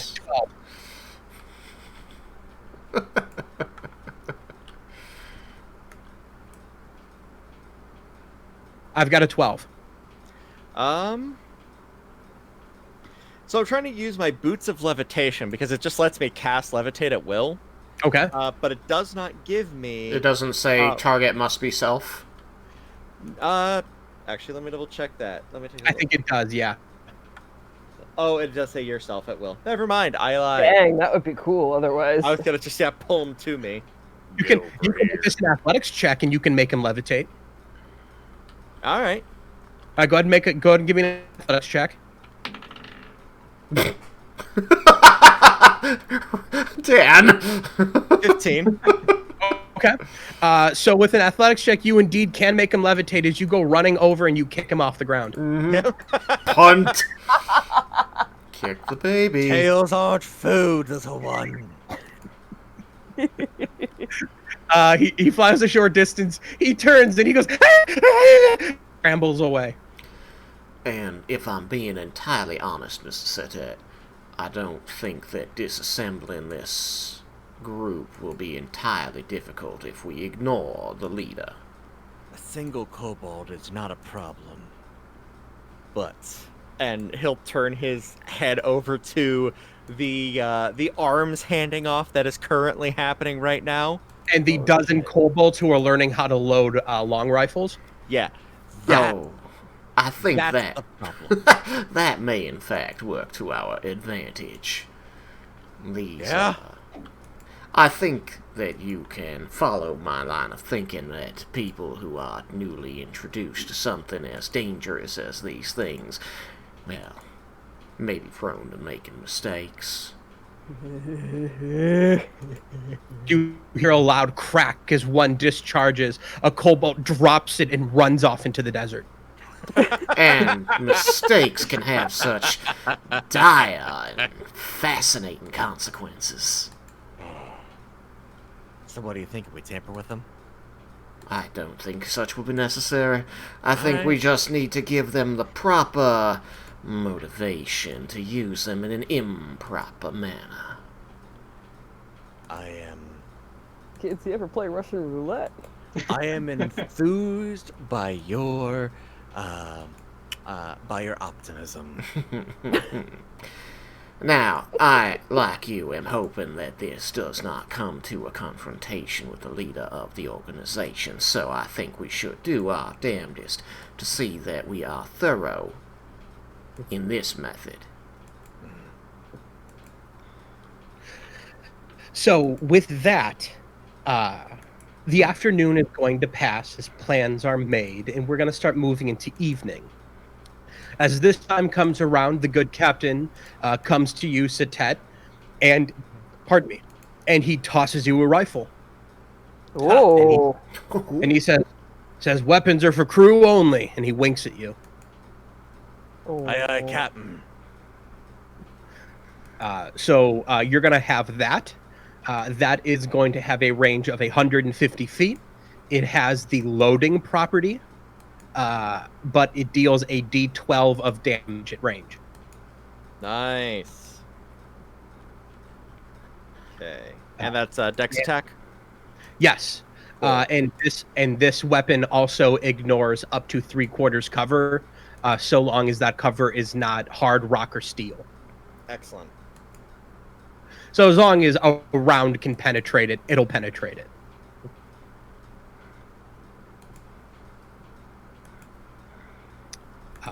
With that, does anyone have any particular evening plans? so does. I believe Target I'm practice. meets in the galley. Okay. Assault? Isolde would like to slink her way over to the Veiled Mistress's tent. Oh, she gonna slink. Slinky. Oh my Okay. God. Captain, can I have money for a slinky dress? Gonna slink around the engine room like a snake.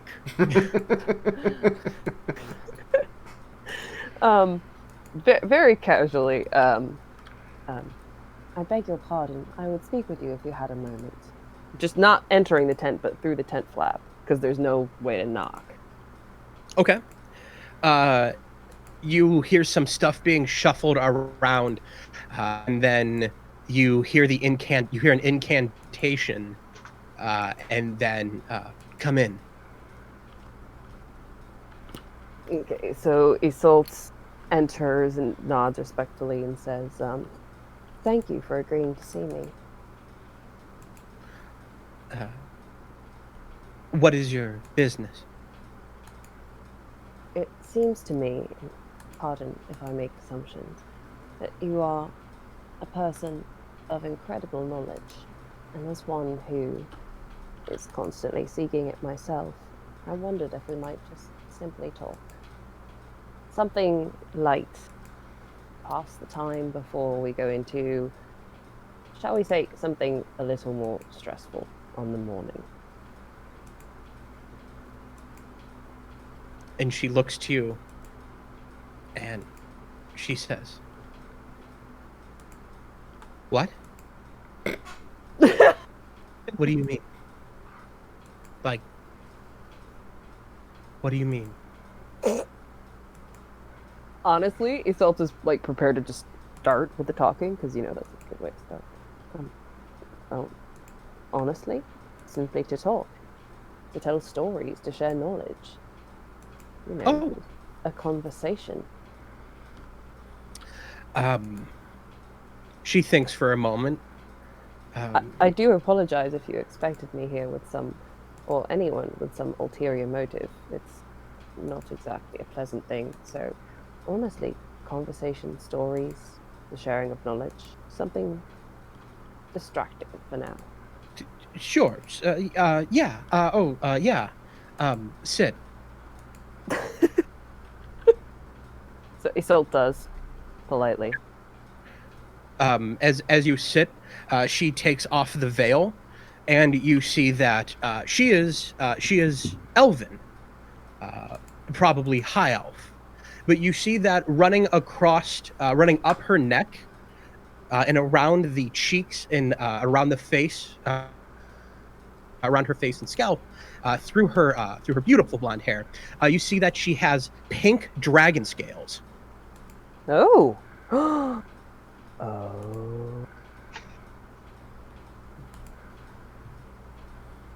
All right. Internally, I'm thinking Zaloris, but the malformed. But I would really like for this conversation to go well, so I'm not gonna make that assumption out loud.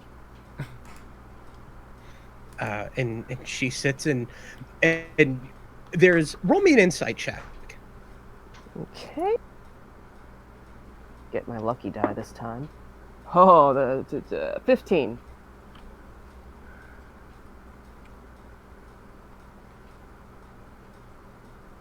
Totally not hearing you.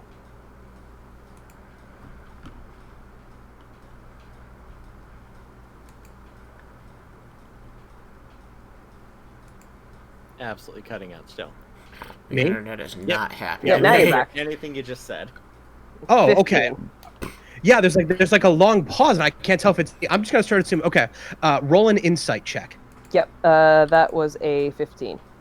Okay, with the 15, as you look at her in her chair, she's switching her legs, like kind of like putting one leg on top of the other, a lot back and forth. And with the 15, she looks really unprepared to have a conversation. I apologize if I'm making you uncomfortable. If this is something that you don't want, I can leave. I No, never meant to. It's fine. And then she just kind of leans onto her hand. It's fine. It's fine. She's trying not to sit on her tail, isn't she?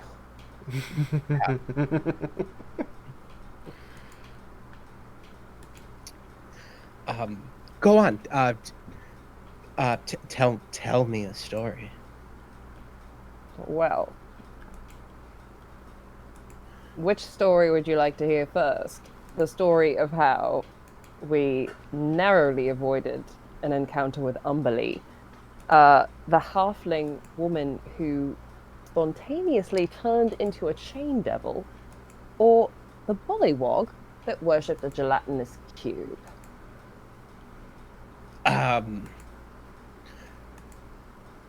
You with those options, you can see like for just a brief moment her eyes light up, but then she just kind of like shakes it off to pretend to hide it, and she says, the bullywog. And as to not sit through a recap of the previous session, Yeah, again. Isolde just like greatly embellishes the story. Well, not embellishes, but she tells it with like great relish, acting out the things and, imparting her little thoughts as they're going on. Like, we absolutely took advantage of the fact that the bullywog was worshipping this gelatinous cube and gracefully bowed out. Roll me a performance check. Not one of my trained skills, but I have charisma. Another 13 plus 4, 17.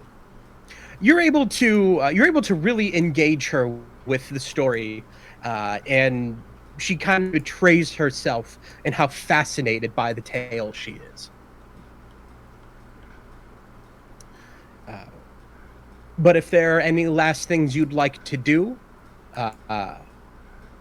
then if there's any last things you'd like to do or like to say, then let's get them now.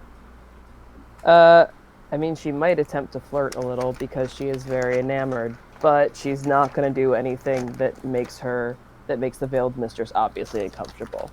So, like, if she flirts a little and she sees that the Veiled Mistress is like, whoa, hell no, then she will back off.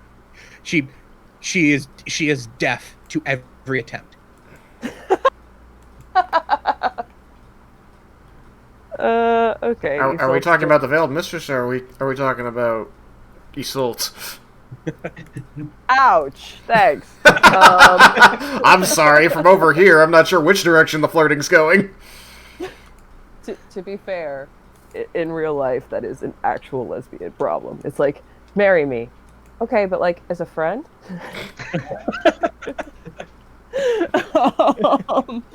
Okay, so Isolde just decides to try and stop reading the signals and just enjoy the fact that they're telling stories and chatting, because she really does like the Veiled Mistress, and she'll try again later.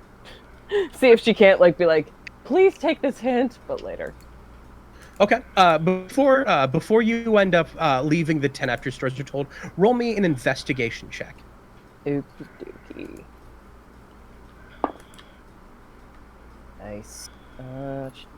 16. With the 16, you can see that the Veil Mistress is covered in a illusion spell of some sort. Oh. But with that, the night will fall, and any time for rest or eating would be now. And if there are any last things, any last moments of preparation before the attack commences, make them now.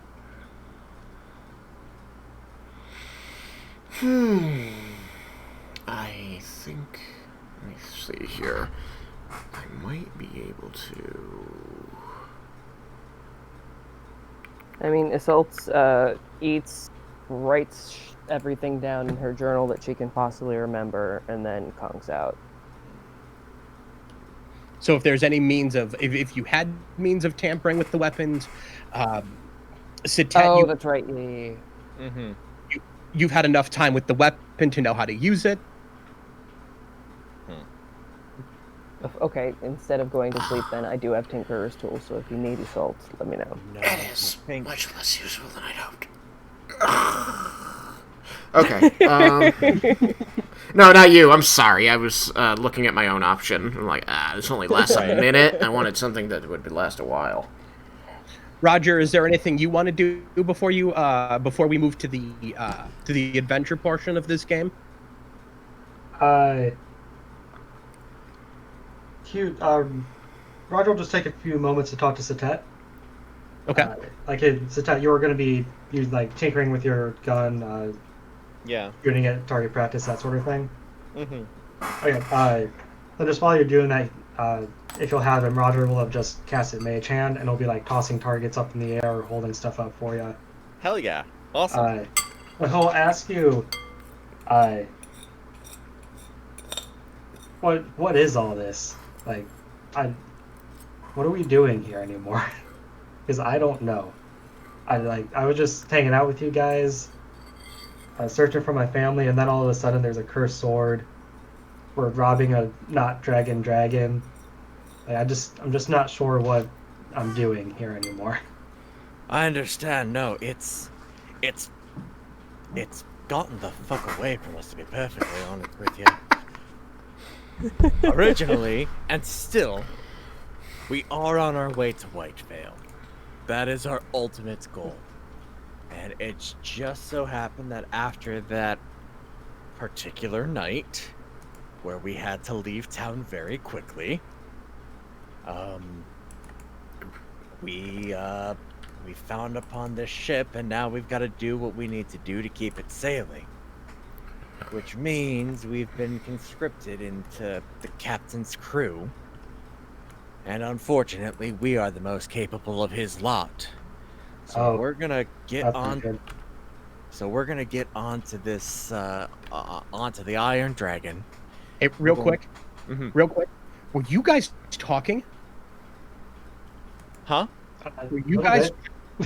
Yeah. Because everything went quiet on my end. Oh. Yeah. Oh wow. Oh wow! Good thing I have the recording. You know, you might need the recording and your recording and put them together. Yeah, that'll work. There's been a couple times where it has just gone dead silent on my end. Oh man. You're gonna have to merge your recordings. Yeah, you're gonna want to check with your ISP to see what's going on. I mean, I'm still good. I'm still recording. It's just not coming. It's just coming in and just breaking flat. Right, exactly. So the recording will be, like, fine. The data just isn't there. Like, it won't corrupt or anything. But the fact the data isn't there means it's an ISP thing, probably. Well, at least we've got the backup recording so you can combine it so that we don't lose anything. And my computer hasn't crashed, so I think I'm gonna keep my fingers crossed and keep hoping the new RAM is fixing that I'm problem. gonna knock on wood on your behalf. Same. Thank you. Silent. Hello? Yep. I just, like, again, a huge line of silence right there. Oh, boy. Oh boy.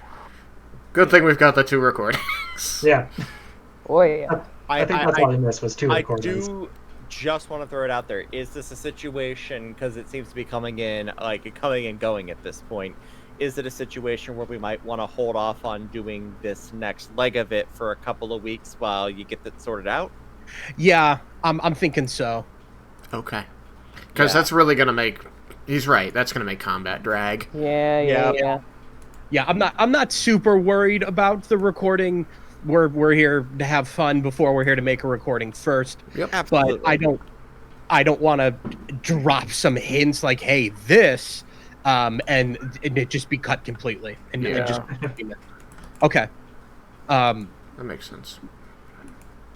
So suffice to say, the night comes by. Everyone is able to get a rest. If you need to change your spells, you can change your spells. And you are all picked up by the Veiled Mistress, and you are taken nearly 2 miles down. And just as you hear the rumbling of the Iron Dragon coming around the corner, she casts a fly spell on all of you. You're instructed to fly down behind, land on the back 8, and make your way in. And this is easy enough to do. So where we're going to leave today is on the back rail of the Iron Dragon. The door is open, and everyone is asleep. Okay. I would just want one declaration because it's something I would have done when I woke up. That's fine, yeah. I wanted to wait for that, but I want to make sure that I have Death Ward cast on myself before we go. Fine. Okay. Perfectly reasonable. Just wanted to make sure I'd said it, and, I didn't want it to be declaring it too early, because it's only an 8-hour thing, so that's why I waited. That's fine. All right, so next time we come back, we'll get back and chat, and we'll talk about when we can meet again. When we come back, we are going to go straight into robbing this fucking train. Watch some train robbing Dragon. Yeah, we're going to be robbing some Watch your Iron Dragon robbing movies. Get your Iron Dragon robbing boots on. There it is going to be shenanigans after shenanigans. So it's going to be a lot of fun. And we can talk online about anything that we need. Other than that, it's always great to hang out with you guys. Likewise. Yeah, absolutely. This was fun, guys. Likewise. And I really appreciate. Before we do go, I just have to ask, Katie, what is your icon?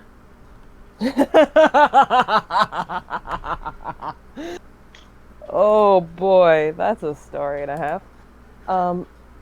So you guys are gonna like this. So last summer, I had a bit of a scare going to the emergency room with, of all things, blood clots in my arm, which is weird for someone my age. Yeah. Right. So there's this thing that you can get called thoracic outlet syndrome in like your shoulder, and basically it can either happen to the nerves, which is the most common and you just need physical therapy, or if you're really unlucky, and this happens mostly to people who do like repetitive motions, so like sports, it happens to like baseball players, rowers, in my case swimming and archery, where it can happen to the veins or the arteries. In my case it was the veins. So the way they fix it when it's a vein is they remove the piece of the top rib that's causing the because what happens is the vein gets pinched between the top rib and the collarbone,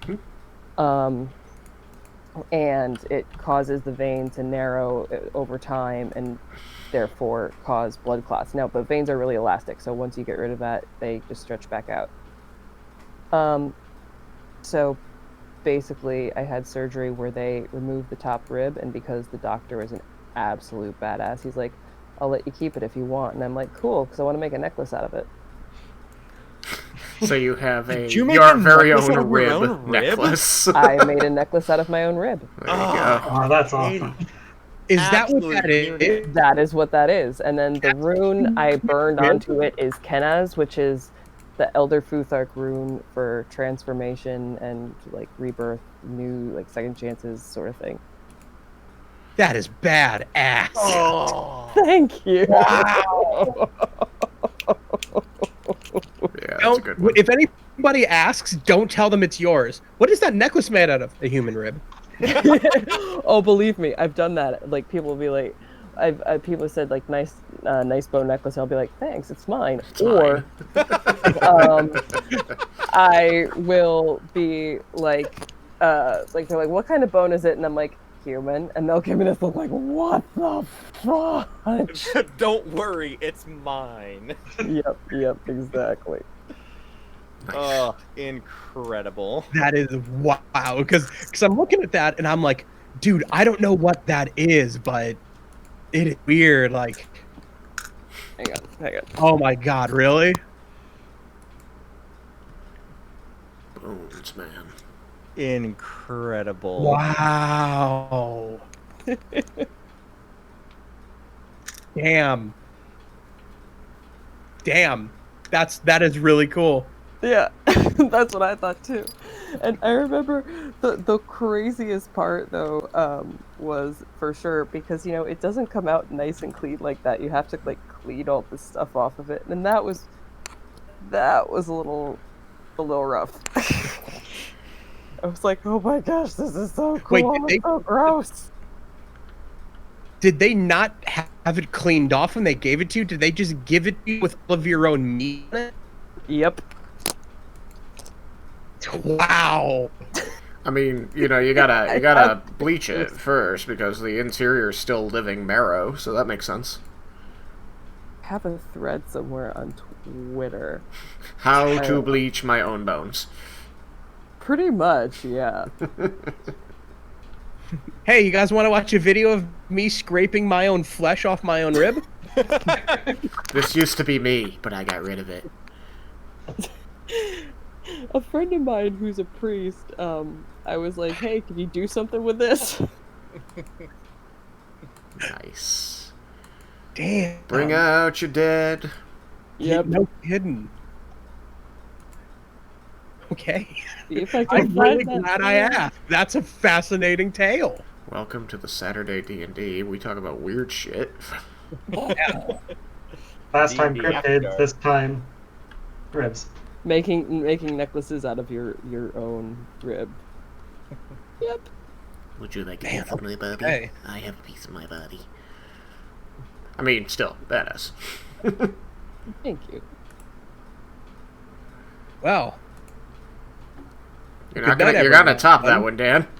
no, I'm done. I'm out of here, guys. I can't. Wow. So, all right, I'm gonna work on this server thing so we can keep a better connection. Yeah, Shag, I'll connect with you. Should I have any questions? Yeah, it's really easy. There's a plus button. You basically click the plus button, and then you start inviting people. It's pretty much as simple as that.